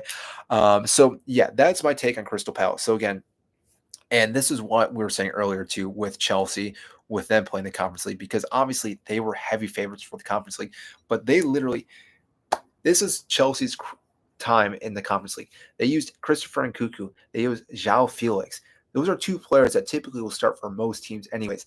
That was probably their starting 11, just to name a few players. On top of that, we had multiple other players that, again, our depth was ridiculous, that we had a squad A and squad B. Squad B played in the Conference League, which then allowed us to have squad A worry about the Premier League. We didn't care too much about the FA Cup. Granted, we still tried to win it. It's not like we didn't try. Same with the league. But like I said, for the conference, we literally used a different squad up until I think it was knockout or round of 16, something along those lines. And then we registered Cole Palmer. We registered a few other players, because obviously at that point it's like, well, now we can put these players into the squad. Let's use them so we can make it to the final and win the final. But like I said, Crystal Palace do not have that capability to, again, hold off and, again, use different players in one tournament and then also use different players in the Premier League. Like, they're going to be using the same starting 11 or the same roughly 15 players between both teams or both competitions. And therefore, again, it's going to have a huge implication on their squad.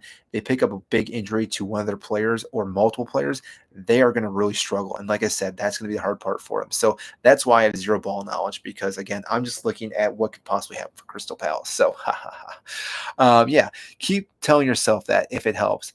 Again, I'm not saying Crystal Palace, because Crystal Palace could probably not care about the conference. Maybe they don't at all, and they just worry about the Premier League. If they do that, then yeah, they'll be fine. They won't have an issue then. Are you American, perhaps? Yes, I am American, obviously, but ich kann Deutsch sprechen. So, I mean, depending on how you want to take that for the most part. Um, Bro, go watch your soccer and leave English football off your mind. I mean, I do watch the Bundesliga a lot as well, but Chelsea is the team. Then it's Bayern München. But like I said, I enjoy watching Chelsea for the most part, which is why. And you can blame Michael Ballack for that. Had Michael Ballack gone to a different club, had he have gone to, say, Tottenham, I would have been a Tottenham fan. But the fact that he came to Chelsea is the reason why I'm a Chelsea fan. So blame Michael Ballack for why I'm talking about Chelsea. Average Chelsea fan, ball knowledge. Yeah, exactly. Chelsea ain't coming first, not even getting top four, little bro. We'll see, Lucas. We will see. Chelsea's not winning. I do think they have the possibility of winning this upcoming year for the most part. I'll do is spamming. Chelsea is in his head rent free. In my head, rent free? Because, I mean, yeah. Damn, Ballack. Yeah, Michael Ballack was a phenomenal player. Again, my favorite player of all time. Hands down, was fun to watch. Got to watch him in the Euros 2008 when I was in Germany. Just, oh man, that free kick he smashed in.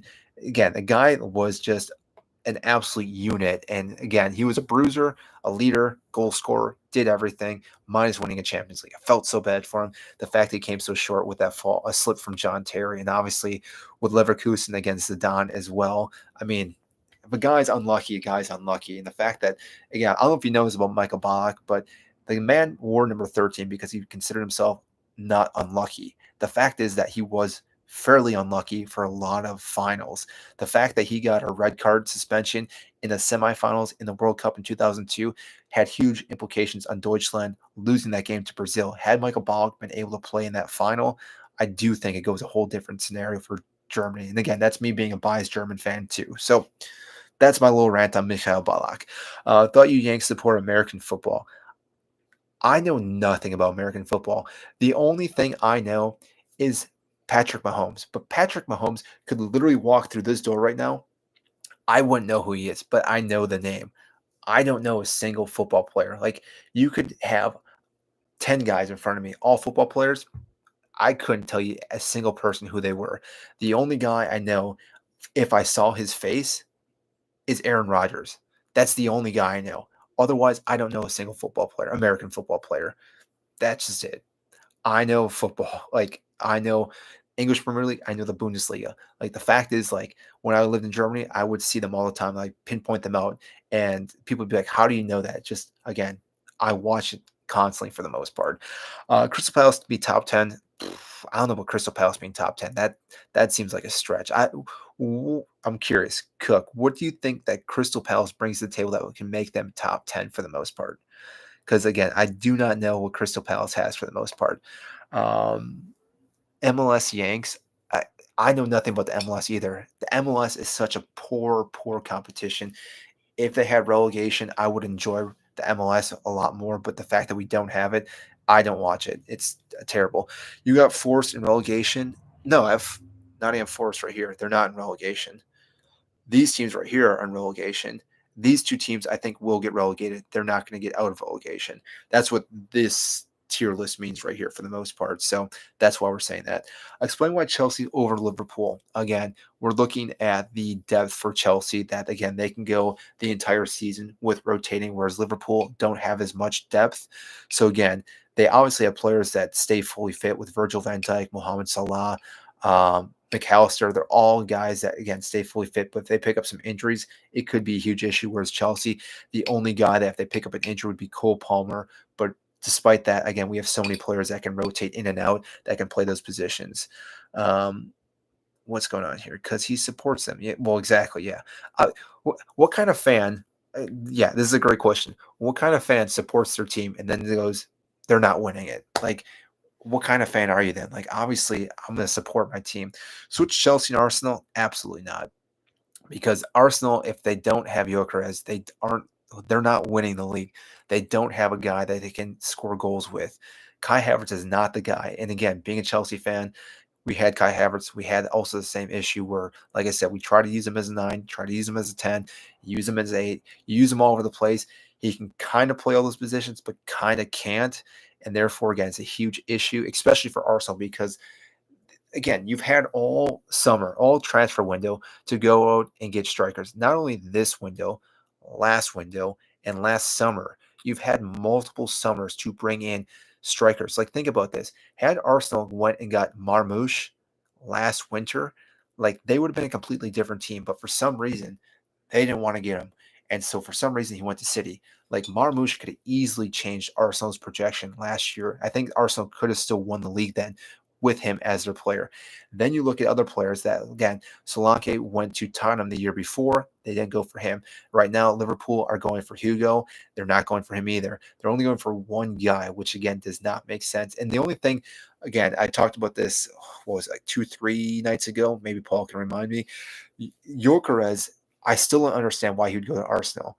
He should be going to United. Like, United makes the most sense for him to go to anywhere in the Premier League here.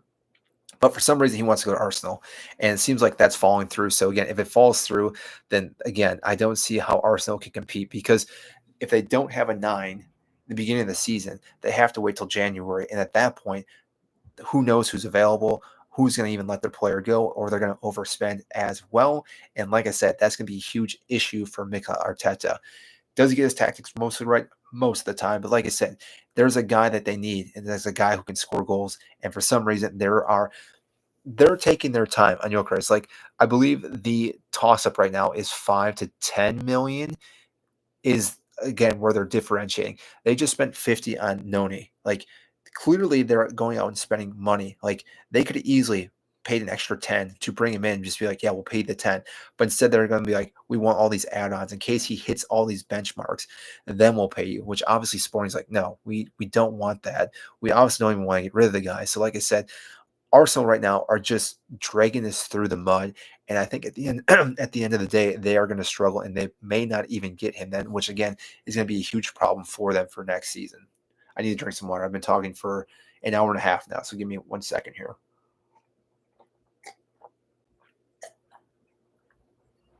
Oh man, because he supports. Wait, yeah. So sorry. Well, we're missing 57 messages, so I do apologize if I miss some of your messages here. I'll try to see them or look through them for the most part. It does jump. Wholly biased. Yes, I mean, I'm clearly biased for the most part. And I do wish that I could actually change, like, because this on TikTok, I can't click and choose and make these any different now. So again, therefore, again, I wish I could click and move these around. Obviously, if my OBS was working, maybe I could do that. But right now, I was having issues before we went live. So, like I said, I just took a quick snapshot of the tier maker, and therefore, again, that's what we did for the most part.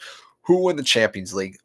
That is a great question. I mean, if we're looking at Champions League next year, I mean, there's so many great teams. It's hard to say exactly. But if I have to be realistic, I think PSG have actually a great opportunity to win back to back Champions League, which again seems crazy to think because it took them so long to actually win one. But I could clearly see them making it back. The other team I think that again would have been a good shout would have been Bayern Munich. Great shout, but now with Jamal Musiala getting hurt from Donnarumma, I think that they're going to struggle a little bit. But I think Bayern is a team that they can obviously go to the final as well.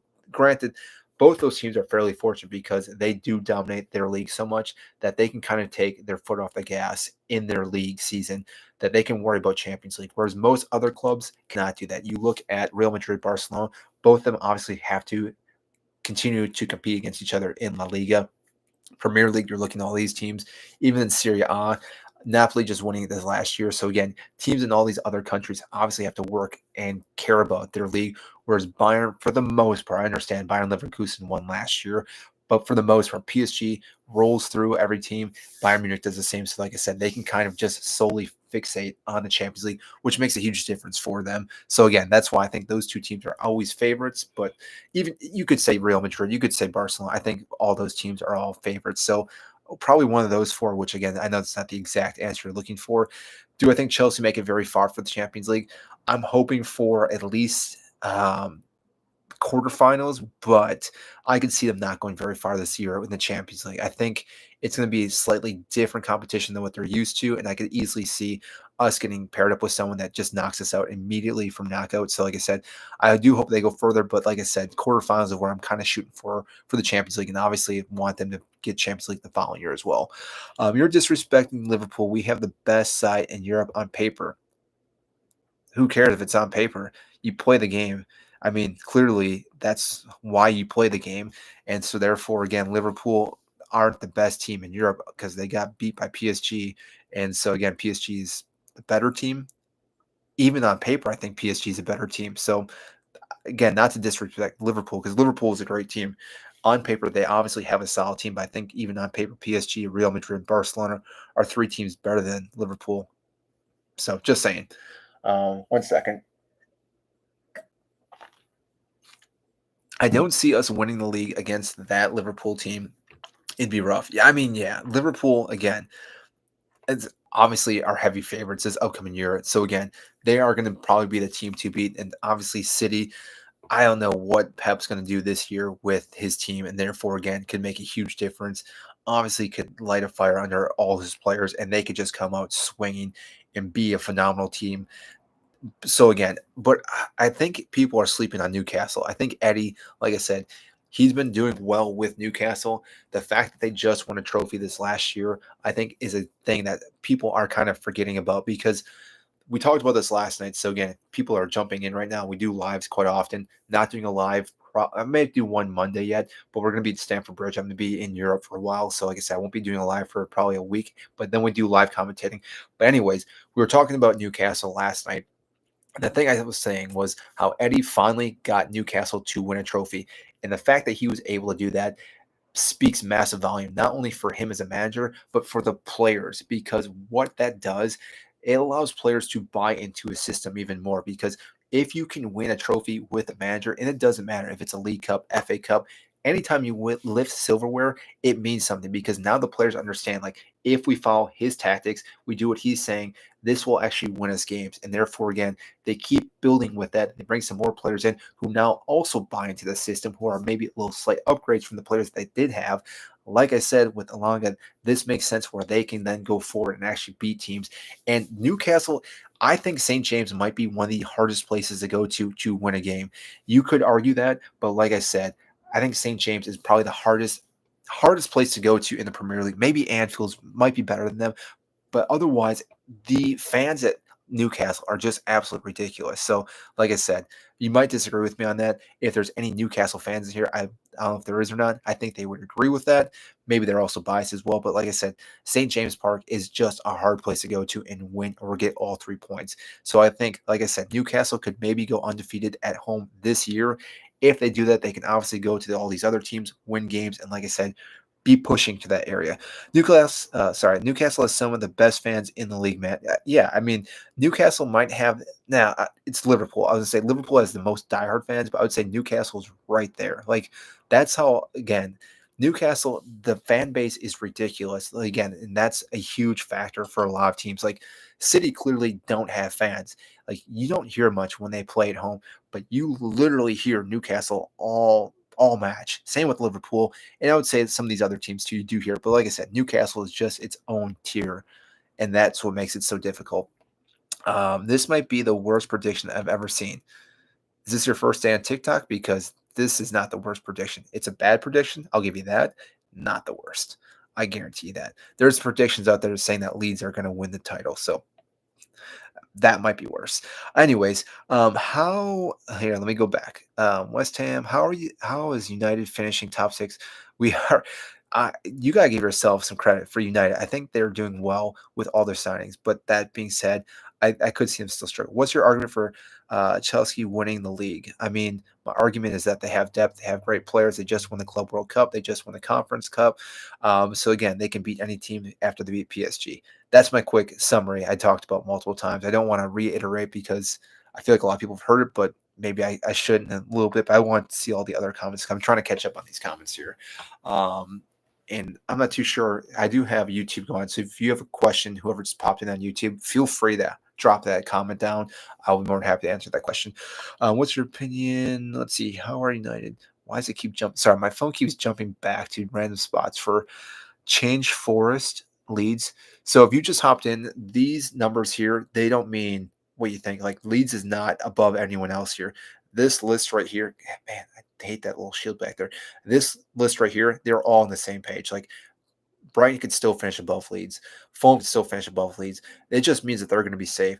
Same thing here. Like Wolves could still finish. I mean, clearly up here at some point, but for a long time they're going to be in relegation battle, I think. But these two teams right here are going to be in the bottom. So I think Sunderland and West Ham. So again, West Ham may not finish 20th. They could finish 18th.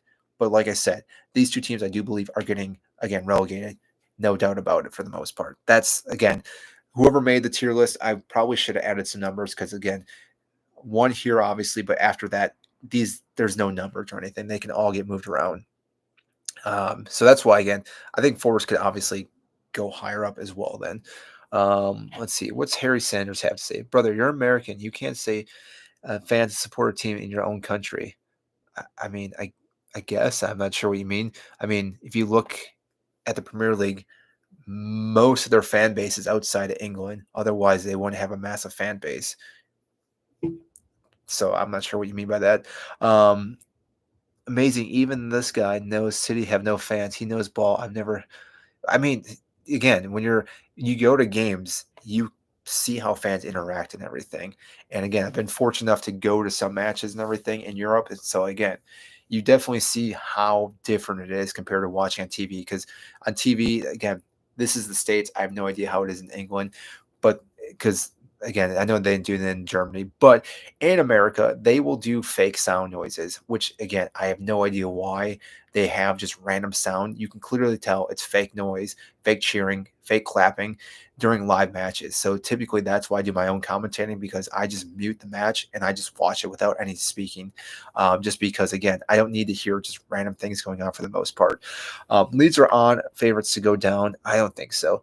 Wolves will get relegated. I mean, again, I wouldn't be surprised if Wolves get relegated. That's not, again, too far of a thing that could happen for them. Palace won the FA Cup and are in relegation. Yes, again, Palace, you probably just got in here Cookie Monster, but the reason why I'm putting Crystal Palace here is because of the Conference League. With all the traveling, with the lack of depth, that again, they may stretch themselves too thin in the Premier League and in the Conference League with FA Cup, with the League Cup. So therefore, again, they pick up any injuries, they will struggle for the most part. I don't think they've really gone out and bought too many players yet to increase their depth or increase their chances of doing well in either one. So therefore, that's why I think they may get relegated. So that's why. Again, do they stay up? Probably. But I think they still will be in a battle for relegation. So let's see here. Villa get Champions League? Maybe. I doubt it. Tell me you've never been to an Anfield without telling me. I mean, yeah, I haven't been to Anfield.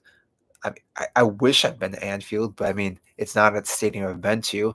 So at some point, maybe I'll get to go to a match at Anfield. But like I said, if I'm typically going to any matches, I'm going to Stamford Bridge, or we're going to go to a Bundesliga match. So again, it depends on where I want to go for those.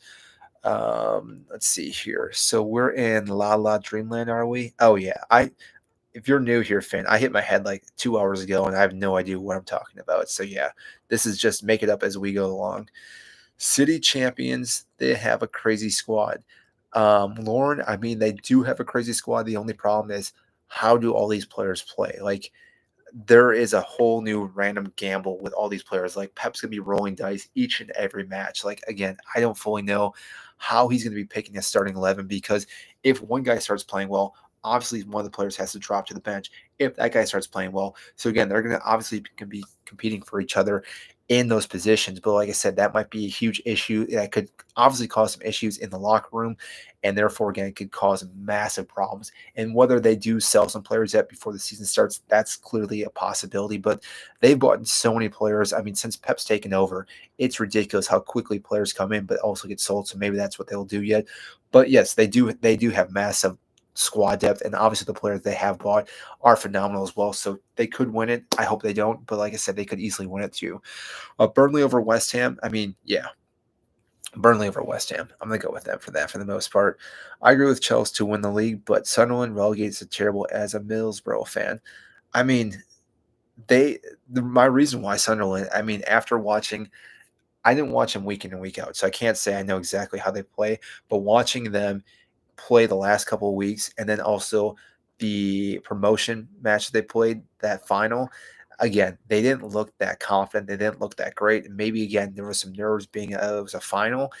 Maybe they look better with some of the signs they bring in as well. But like I said, right now, I just don't see how they stay up. I don't think they have the squad power to, again, beat most of these teams here. Like, I think they can beat some of these teams, but to be consistent to beat all these teams, I just don't see them doing it for the most part. Arsenal got so much better this offseason. Liverpool has talent in the world. Chelsea, I see 3-4. I mean, yes, but again, talent's not the only thing you need. Chemistry is a huge part of the game itself. So if teams have proper chemistry, they can do pretty well despite having world-class players. And you only need a few world-class players to win the league itself. I mean, that's just how it is for the most part. Granted, if you have all 11 world-class players, you're obviously going to win the league. But I don't think Liverpool has a starting 11 world-class side. I think they have a few players that are great, but they still are lacking some positions. But now that I say that, I'm trying to think who. Maybe they do have 11 world-class players. Now that I actually just think about it, I haven't thought about that out loud, but now saying it, they pretty much do for the most part, minus maybe a proper 9 right now. But they're obviously in the market to get one yet. So that is their only downfall right now. Best team from an unbiased perspective. I mean, yeah, I think Liverpool probably, whoever said it before, I can't remember the name, said on paper. Liverpool on paper, I think if you're looking at only the 11 players, Liverpool on paper is the best team. Then if you're looking at on paper again, still would be City.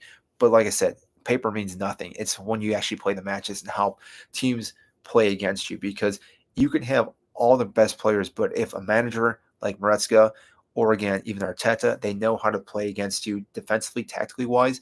They may not have the best players, but if they know how to set up properly, they can still beat you.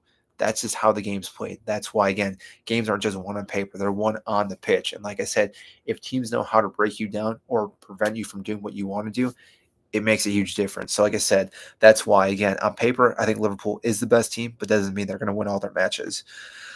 Chelsea champions, why are we possibly relegated? Who are you rooting for, Vinny? Are you a West Ham fan? Because if you're West Ham, it's because of Graham Potter.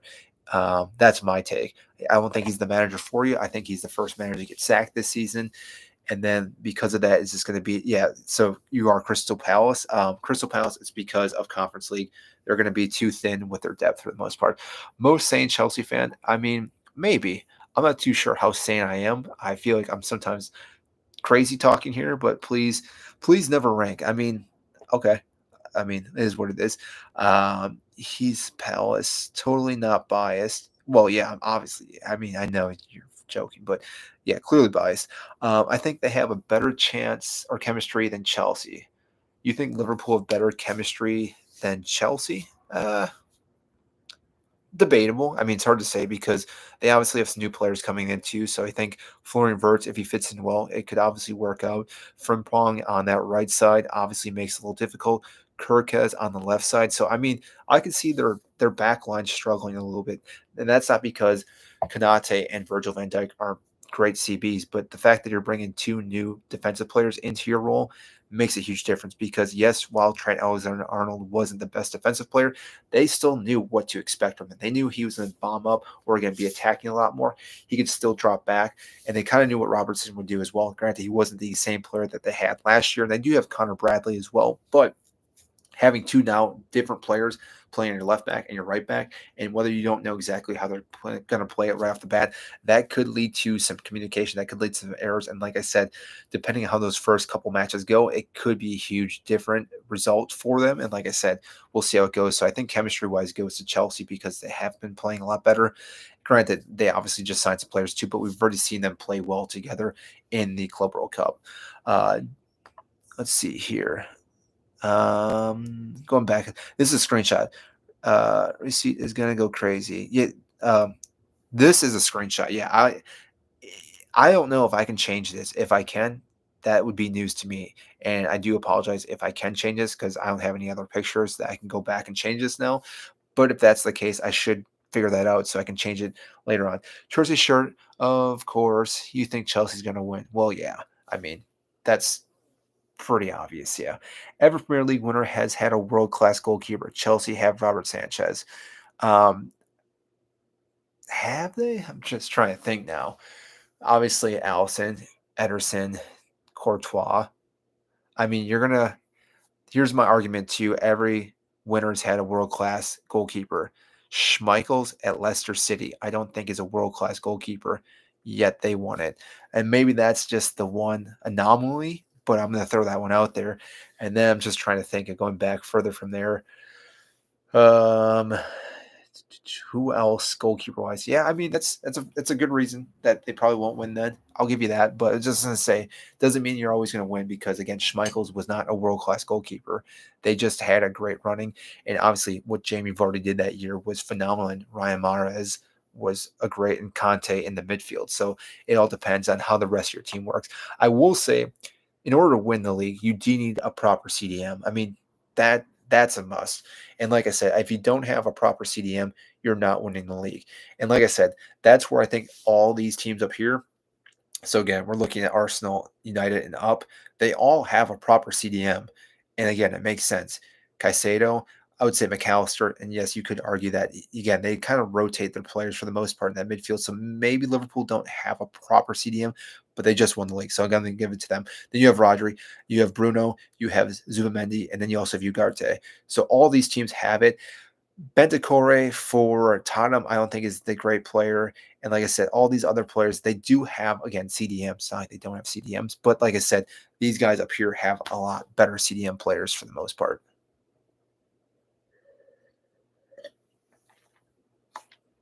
Hate to break it to you, you need 3 relegation spots. I understand that, Woody. Don't worry, I'm not pulling a Todd Bowley here.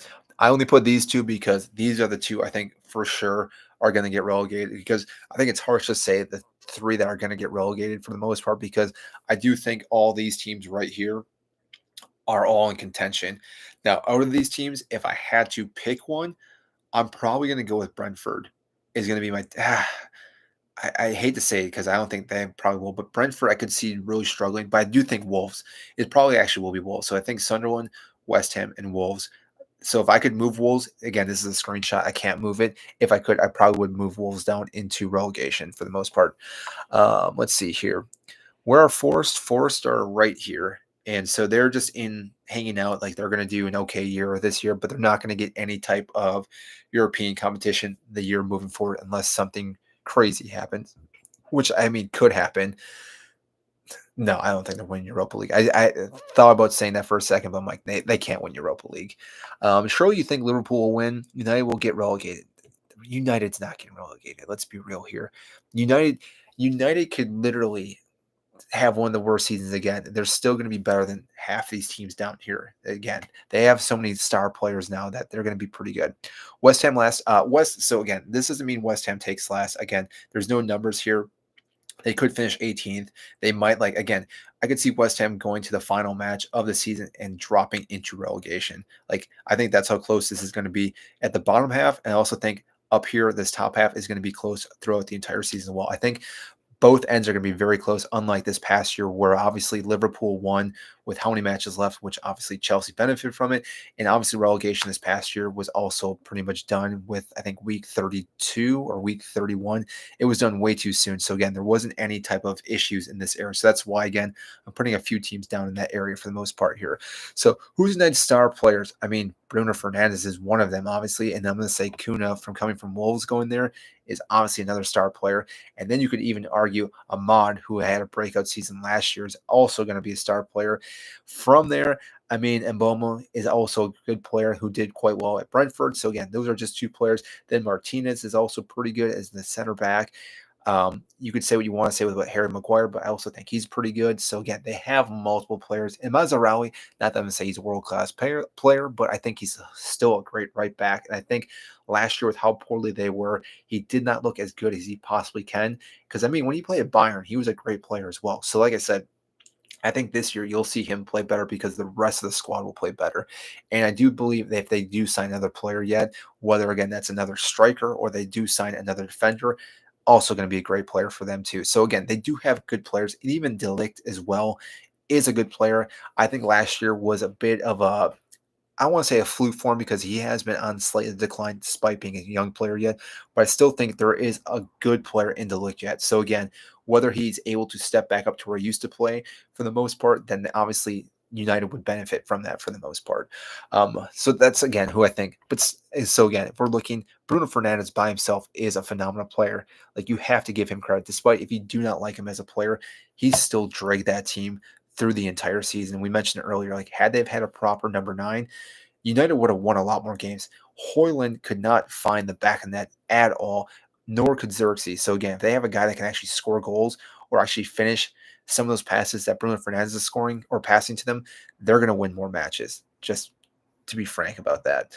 Um, this is the worst list ever. Thanks, Bobby. That means something. Put Forrest top 4. Absolutely not. I'm not putting Forrest there. He watches football while looking at the jerseys instead of the ball. He looks actually, I do the opposite. I watch the ball more than I watch which is why I realize how CDMs play a better role for the most part. And again, I'm not sure because the players I just mentioned, for the most part, if you watch what Kuna did last year at Wolves, obviously he was a phenomenal player, kept Wolves out of relegation. Then you look at what happened at Brentford, he did quite well there as well. Again, Bruno Fernandes, you can argue, but if you go back and watch the season, watch how many times he plays a perfect ball to Hoyland, who does absolutely nothing with it. Or again, he plays perfect balls to players that just don't run onto it. Garnacho missed so many opportunities last year for United. Like they've had so many wasted talented players come in, and maybe it is because it is United because so many players have come in, done terrible at United, and then gone on to play really well. Looking at Di Maria is a great option because, like I said, obviously it was phenomenal before coming to United, played United, tanked that entire season, then went on, and even now at Benfica, he's been phenomenal. So, like I said, maybe it's a United thing, but like I said, there are players that are good at United. They just haven't been playing well at United. So that is up for debate, though, I guess, if you want to say. All right, we've been almost talking for 2 hours here. So I'm just curious what a few other people here want to say. So, there's got to be a better way to look at these messages. Sorry, I'm looking at my phone for these messages. Um, I need to look at figuring out how I can actually read messages a lot easier on TikTok. Stop talking about football. Okay. I mean, maybe tomorrow I'll stop talking about Ed, but I'm still talking about right now. West Ham relegation, yes. West Ham 20th. West Ham could finish in 18th position. I don't think they finish in 20th. I think that's Sunderland. There's no numbers here, so these are not numbered at all. It's just where I think they'll finish for the most part. Two teams can't get relegated. I mean, two teams can get relegated. It's actually three teams. But like I said, these three teams. So one of these teams right here will be the third team coming down. So that's why this says potential for relegation. So one of these teams will fall into relegation. These two teams will get relegated. And I think that's how it's going to work out. West Ham relegation, yeah. I think Graham Potter is not the right guy for West Ham. And I guess maybe people think Graham Potter's a great manager, but I'm not too sure what he brings to the table. So that's why West Ham's going to struggle because I think Graham Potter isn't going to get them going well. They're going to be doing pretty poorly up until December. He gets sacked. They bring in a new manager. He's also not going to be able to turn things around. And by that point, they're going to be in relegation battle for the rest of the season. And like I said, at that point, it's just too much damage has been done for the most part. Man City or Arsenal will win the Prem in 26. Trust me. Arsenal aren't winning it unless they get a number 9. Leeds very high up. Leeds could also finish like way over here. So again, none of these teams are in order at all. None of these teams are in order. So like I said, Leeds could still finish behind all these teams and be way over here. I do not think Leeds is that high up. I'm not that crazy. I think Leeds probably finishes like 12. Uh, Maria is a good option.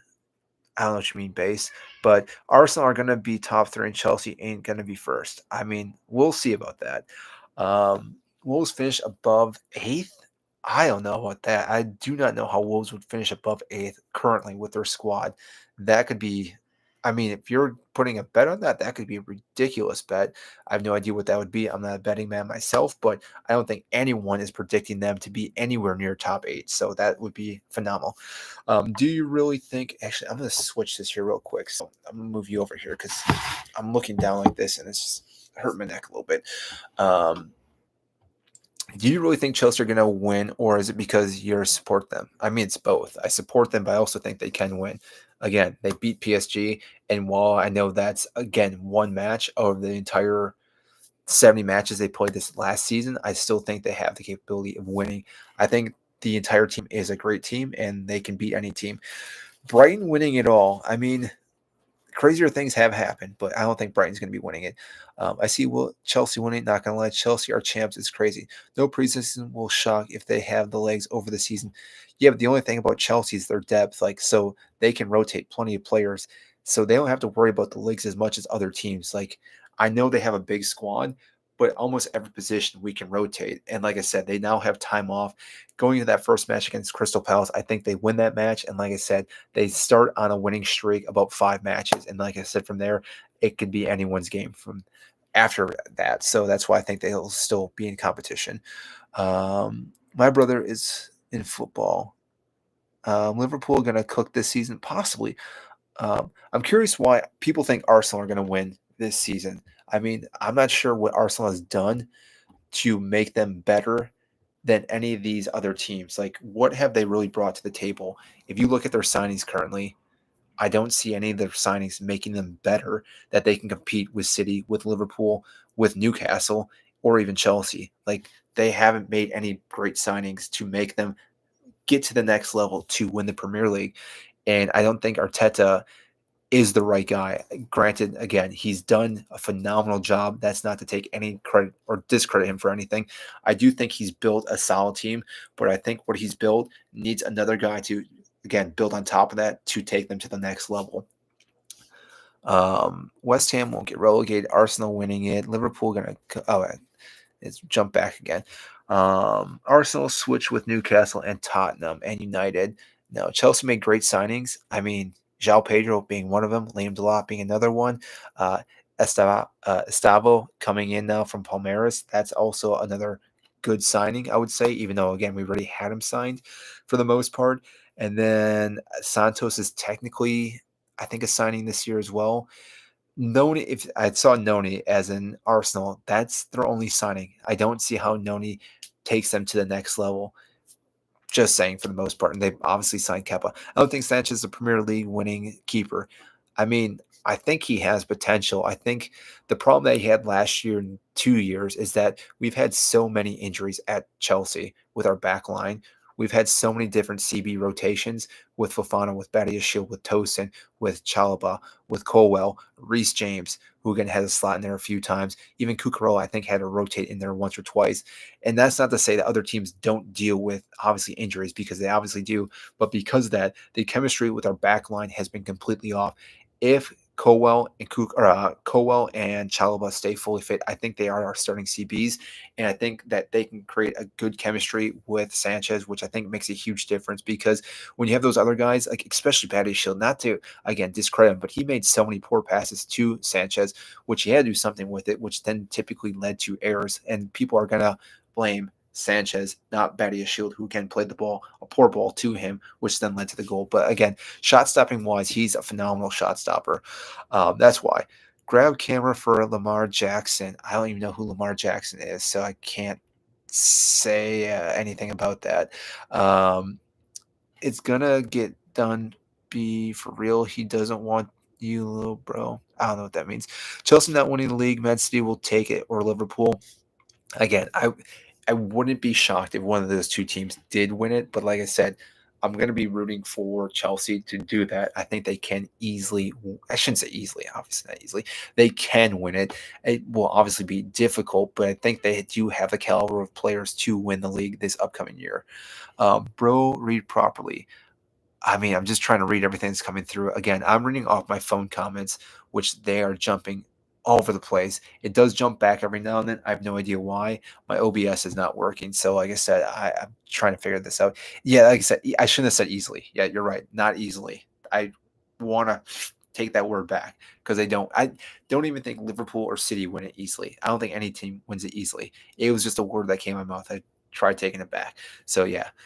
Don't quote me on that. Thoughts on United beating I didn't see that game, so I have no idea about United winning 4-0. So I'll have to go back. I did not watch any matches today. I just saw some score lines. I saw that Spurs won today, but otherwise, that's pretty much all I saw. I didn't actually watch anyone play. So I have to go back and watch some highlights. But again, if you're jumping in right now, I don't put too much credit into preseason for the most part, just because for me, I think preseason is just a time that managers are trying to figure out some things for the most part, seeing if certain guys are going to be a good fit, or they're also showcasing other players to other teams than to possibly loan them out or sell them. So, like I said, if you win a bunch of preseason games, doesn't mean you're going to do well in the upcoming season. And also, if you do really poorly in the preseason, doesn't mean you're going to do poorly in the league itself, just because, like I said, you're trying to work out different tactics, trying to get other players to play well with each other. So, like I said, preseason, yes, it's still warranted. It is needed for managers to, again, figure out certain things, figure out tactics, but I would not go off how the season's going to go off anyone's preseason. Again, each and every year, I think people have way high standards for preseason, but like I said, it doesn't mean much for the most part. Why Arsenal so low? I mean, these guys could all rotate. Arsenal could still finish second. Bill over United, Chelsea.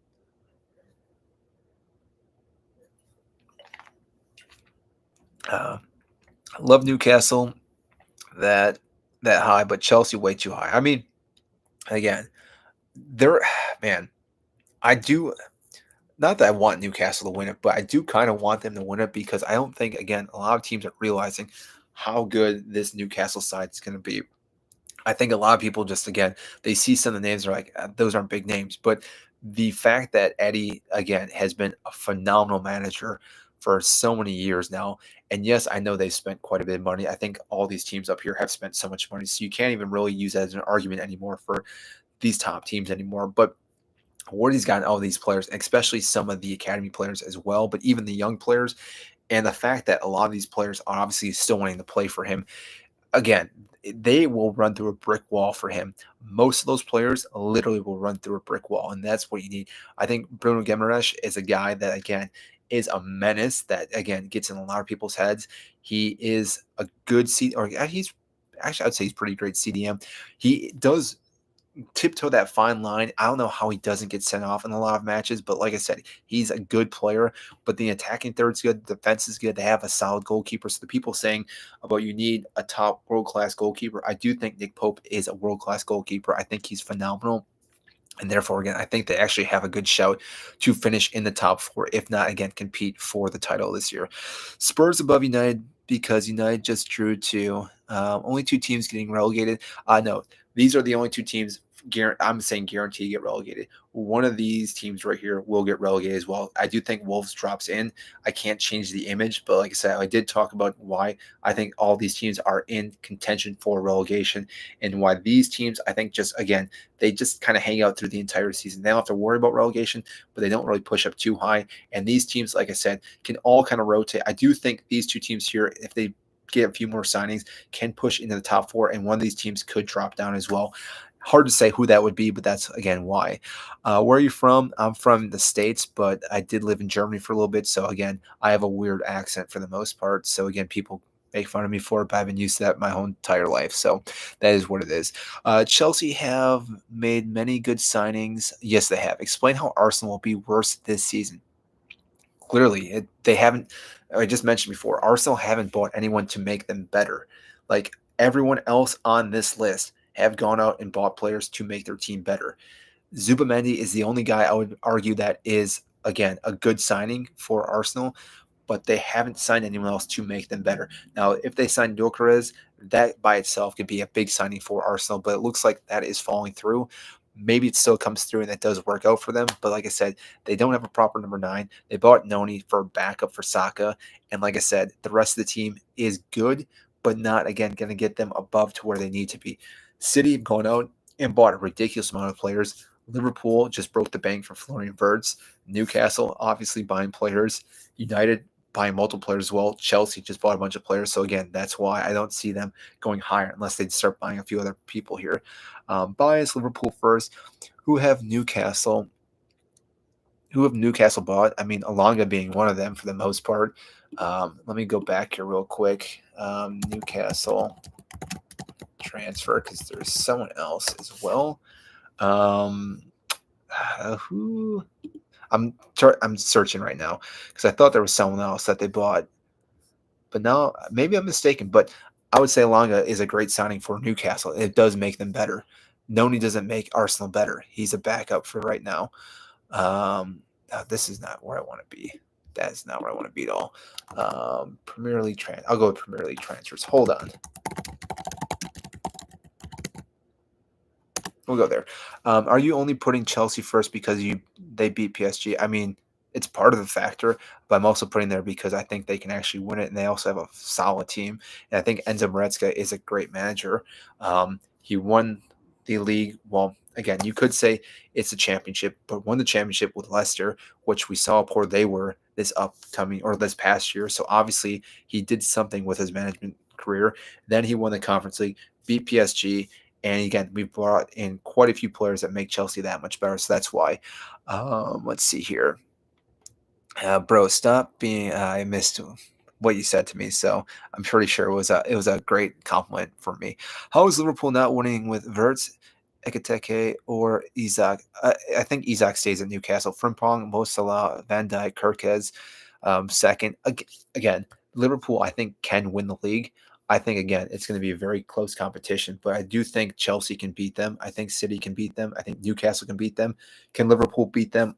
Obviously. But like I said, I think these 4 teams, or even these actually like 6 teams here all can beat each other. So, like I said, it depends on when each team has to play each other because one team might be on a hot streak, one team might be on a little bit of a losing streak. And like I said, any given point, depending on when you play the team, can make a huge difference because I don't know how the whole schedule looks right now. I do not have it memorized, but I'm not too sure if any of these teams have to play each other like back to back, like during December when it's like quick matches, or again, even between Champions League. That could also alter how this all turns out because, like I said, they might have to play, say, like a Real Madrid, then play Liverpool, Real Madrid again, and then play Arsenal. Like I said, don't know how that schedule is going to be yet, but if that does happen, that could play a huge factor in how this entire list could end up at the end of the season. That's kind of why. And again, like I said, these teams can all rotate. I just put Chelsea at top. Again, I'm a Chelsea fan. I'm obviously going to put Chelsea first here. Let me go here. So I'm trying to see if I can pull up Newcastle here because I thought they bought someone else, but maybe my mind is just being deluded that they did. Nottingham, Newcastle. So Cordero they brought in, who I think is also a good signing. I guess they've only brought 2 guys in. For some reason, I thought they brought someone else. Maybe I thought there was rumors. So, but I think Along is still a good signing. Noni will play striker, scores more than João Pedro. Absolutely not. That is mind-boggling to say that João Pedro would score less goals than Noni, who probably won't start, and he's not even a striker. So that would be absolutely crazy. Liverpool are champions. 10,000%. Liverpool champions. Mate, you're American. You have got a clue what you're talking about. I know. It is what it is, Jack, but I'm just going to talk about it. Chelsea fifth, being biased here as well. What's your real pick? Real pick, still Chelsea. Like, I'm not a betting man. Thinking about it because, again, we get so many offers here in the States. Possibly going to throw like a tenner on Chelsea winning the Premier League this upcoming year, but it wouldn't pay much out. But again, I'm still going to stand by them. I think they're the team that are going to win. Um, let's see here. West Ham are not getting relegated. I think West Ham will get relegated. Spurs better than Man U. I mean, debatable. I don't know how well Thomas Frank does with the new squad.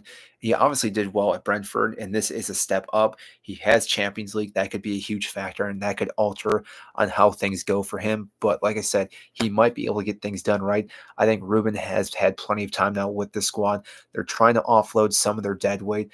I believe Rashford has now gone to Barcelona. I know they're trying to get rid of Garnacho. I don't know if he's going to be going anywhere. They obviously still have Jadon Sancho, and there's a few other players they do want to get rid of. But like I said, Ruben still has now the time this entire summer, this window to bring in players that he wants to bring in, which again, I mentioned before, I still don't understand why Gyökeres isn't going to Manchester United. You'd be going back to the manager that made you a phenomenal player and obviously would do the same thing at United. But like I said, logic went out the door with him going to Arsenal or Arsenal trying to sign him. I have no idea why that's also stalled out, but it seems like it is pretty much stalled out for the most part. Um, let's see here. So, what makes you put Arsenal low, quite low after decent signings they've made? Let me go back to Arsenal. Sorry, I'm looking at here now, which again I apologize on YouTube if you guys typed anything in, but I'm just looking at some of the signings here for Arsenal that make them better. Kepa. Kepa's one of their signings. Zubimendi, who again I think is a good signing. Nordgaard is a good signing, but I think he's a rotational player. He's not starting in that midfield. You're not going to start him over anyone else in the midfield. And then Noni. That's all they brought in so far at Arsenal. That's not game changing, making their squad better. You look at like here. I'm going to go to City real quick, and I'm going to butcher these names because again I do apologize. Or I'll go with Chelsea first. Asugo, we brought in Delap, we brought in Sarr, we brought in João Pedro, Jamie Gittins, just those players by themselves, they make Chelsea better. But then we go to where is City here? City, they brought in Nori on the left side. They brought in Cherky, who again is a phenomenal midfielder. Reiners, also a great midfielder. So again, all these players are making that club better. And like I said, they're getting Rodri back as well. So last year, him being hurt all season long, he's almost like a new signing for the most part. Now, granted, is he the same player? We will have to find out. But obviously, winning the Ballon d'Or just the year prior to that shows you how good of a player he is. And the fact that they didn't have him pretty much all season is going to hinder any club, any club, if they lose that guy, they're going to be ridiculously hurt. Like I said, if we lost Moise Caicedo, we'd probably, or I shouldn't say, we'd still struggle. But if we lost Cole Palmer, we would absolutely struggle. If Arsenal didn't have Saka the entire season, obviously, I think they would struggle. Same thing with Liverpool. If they didn't have Virgil van Dijk or Mohamed Salah all season, they probably wouldn't win either. So, like I said, the fact that City are getting him back, plus I gotta assume Phil Foden plays better this upcoming year. If he does that, that's another guy they're gaining back for the most part, plus all their signings. So, like I said, City have the possibility of being a very good team again. And again, Pep Guardiola is obviously going to get the best of his players. But again, that's why I think this year is going to be a very tight title race throughout the entire season. I think, again, maybe injuries does play a factor with all the games we've been playing, which could make it difficult. But a lot of these teams up here do have the depth to, again, go all season long. So we're here because we saw Chelsea as champions. I mean, you're here because you clicked on the button. You didn't have to come here, but you did. So just saying. Newcastle aren't top four. I think Newcastle are top four. I have West Ham over Chelsea personally. You have West Ham then winning the league. That seems ridiculous. What do you think West Ham have to offer that could win or get them in the top four? Diluted as a rage. Why are West Ham relegated? West Ham, it's because of Graham Potter. Chelsea will get sixth. Why is West Ham relegated? Oh, wow. Ha ha ha. Sorry, I'm trying to keep up with these comments here. But like I said, if you are just hopping in, these teams right here, these can all rotate. So again, possibly they could obviously win the league, but they still could. So Arsenal could still finish second. Liverpool could still pull into this position down here. City could take second, third, fourth, fifth, sixth. Again, they could finish there. This list here, this is potential teams I think get relegated. I do think Wolves moves down this area. I didn't want to put them down just because I think any of these teams could go down. I could see Brentford going down as well. They've lost so many key factors into their core squad. They lost their manager, obviously. So again, I wouldn't be surprised if they do struggle a little bit this upcoming season, because when you lose your captain, you lose your best goalkeeper, you lose your one of your best goal scorers, you lose your coach or your manager, that makes a huge difference to any squad. Like think about if you took any squad here, say Arsenal lost Arteta, they lost Saka, they lost David Raya, and they lost one other player. They would struggle as well the upcoming season. That's the same thing with Brentford, which is why I have them here. Do I think they probably avoid relegation? Most likely, which again is why I think Wolves will struggle and probably drop down that position. West Ham, though, Graham Potter, I think, is the guy that's going to really hurt their season. I think he's going to struggle. And then again, Sunderland, I don't think have the firepower to stay up this upcoming season. So that's why. Oh wow, haha, he's slow and sassy. Oh yeah, we try to be here sometimes. Chelsea first. You guys won the Club World Cup. This isn't realistic. I mean, if we're going off what FIFA just said, we are the only club that have now won every trophy because the Club World Cup is a new trophy, apparently. I don't think it actually is. But going off what FIFA said, we've won everything now, and we've also won the Conference League. So the only team to actually do that is Chelsea. So I do have high hopes for them this upcoming year. Chelsea will be lucky to finish top four. I mean, yeah, possibly. Average Chelsea fan, I mean, I think I'm average Chelsea fan. I know a lot more deluded Chelsea fans, but I also know probably a lot more level-headed Chelsea fans. So yeah, you're probably right. I am probably average. Average in life. Nothing wrong with that. Actually, you never want to be average in life. You want to be better than that. Everton and Wolves on top. No, I think Everton also struggle. They've been one of those teams that may struggle, but again, you gotta give credit to David Moyes as a manager. I think he is the right fit for Everton. Again, I think they will be kind of back and forth. I don't know really with all the players that have signed and who's all gone out so far, if they again are able to really maintain and stay above that, but I do see them struggling a little bit as well. Thanks for your Creslow, bro. Chelsea definitely winning should be interesting though. Very good. Hopefully. Okay, wait. Tell me why Chelsea. Chelsea have depth. They won the Club World Cup over PSG. They also won the Conference League. Enzo Maresca is a good manager. Why is Brighton so low? Brighton. Oh, so again, maybe you missed it. Brighton could be all the way over here. This is not in any particular order. I should have probably typed that up here. No particular order, minus this obviously being first, and these two teams right here getting relegated. Whether that means 18th, 19th, 20th, they can be in any of those positions. But yeah, that's why. Palace is a joke. Maybe said something else with Palace. I'm not too sure. Everton had a great end to the season and haven't been bad with Moyes. Again, they haven't been bad with Moyes, but that doesn't mean that they couldn't be bad with Moyes this upcoming year. So that's why. Um, that money isn't gonna replace your best player. I don't know who we're talking about for best player wise, but yeah, let's see. We've been on here for 2.5 hours. What time is it? I might. It's almost 11:40. Okay. Yeah, so we might be ending here shortly. I'll read a few more comments here. So again, if you're putting any comments, I'll get to those in just a second. Hopefully I can get to those. But if you are just tuning in, we do live commentating on Chelsea matches. I'm probably going to do the Community Shield though, because I think that's a great match to always watch. So again, we do live commentating for that. Try to do mostly Chelsea matches. I may do a few other ones depending on big matches for the most part. So again, whether it's like Liverpool playing Arsenal or Arsenal playing City, I'll probably do those as well.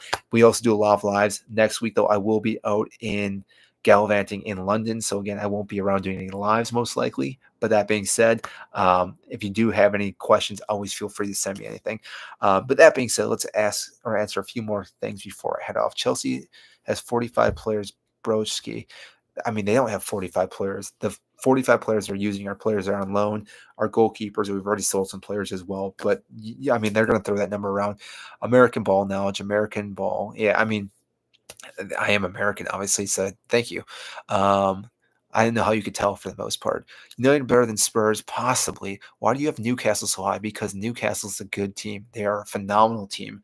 They're well run for the most part, and I do think they have the right players to actually finish in the top four. I'm here from Australia. I've been a Liverpool supporter for over 4 years. Well, congrats on watching them win the trophy once again this past year. I have a few friends that are Liverpool fans. They're a good team. I'm not going to say they're not a good team. They're let bro rank again. US ball knowledge. Yeah, that's pretty much true. Try keeping your best players. Oh, wait, small clubs can't. Hear me out. Loon are gonna something. United should be 20th. Why Nottingham Forest so low? Nottingham Forest could still finish way up here. They're not, again, they're not too low. And again, was this? 4, 5, 6, 7, 8. They could finish ninth. I mean, Nottingham fourth. I wouldn't be surprised if they finished ninth for the most part. So, but yeah. That being said, I'm gonna hop out. So anyone that just jumped in, I'm sorry you just jumped in. We do lives. I might be on live Monday. Probably not tomorrow, just because I got a few things going on. But like I said, if you are new to this, I do commentate for Chelsea for their matches. We do the full 3 hours, whatever long it takes, depending on it. So again, if you want to follow for that, follow here, follow on YouTube if you're on YouTube. But like I said, I'm the head out. So I will see everyone. Thanks for all the shares, likes, comments, everything else. So thanks again. I'll see you in the next one.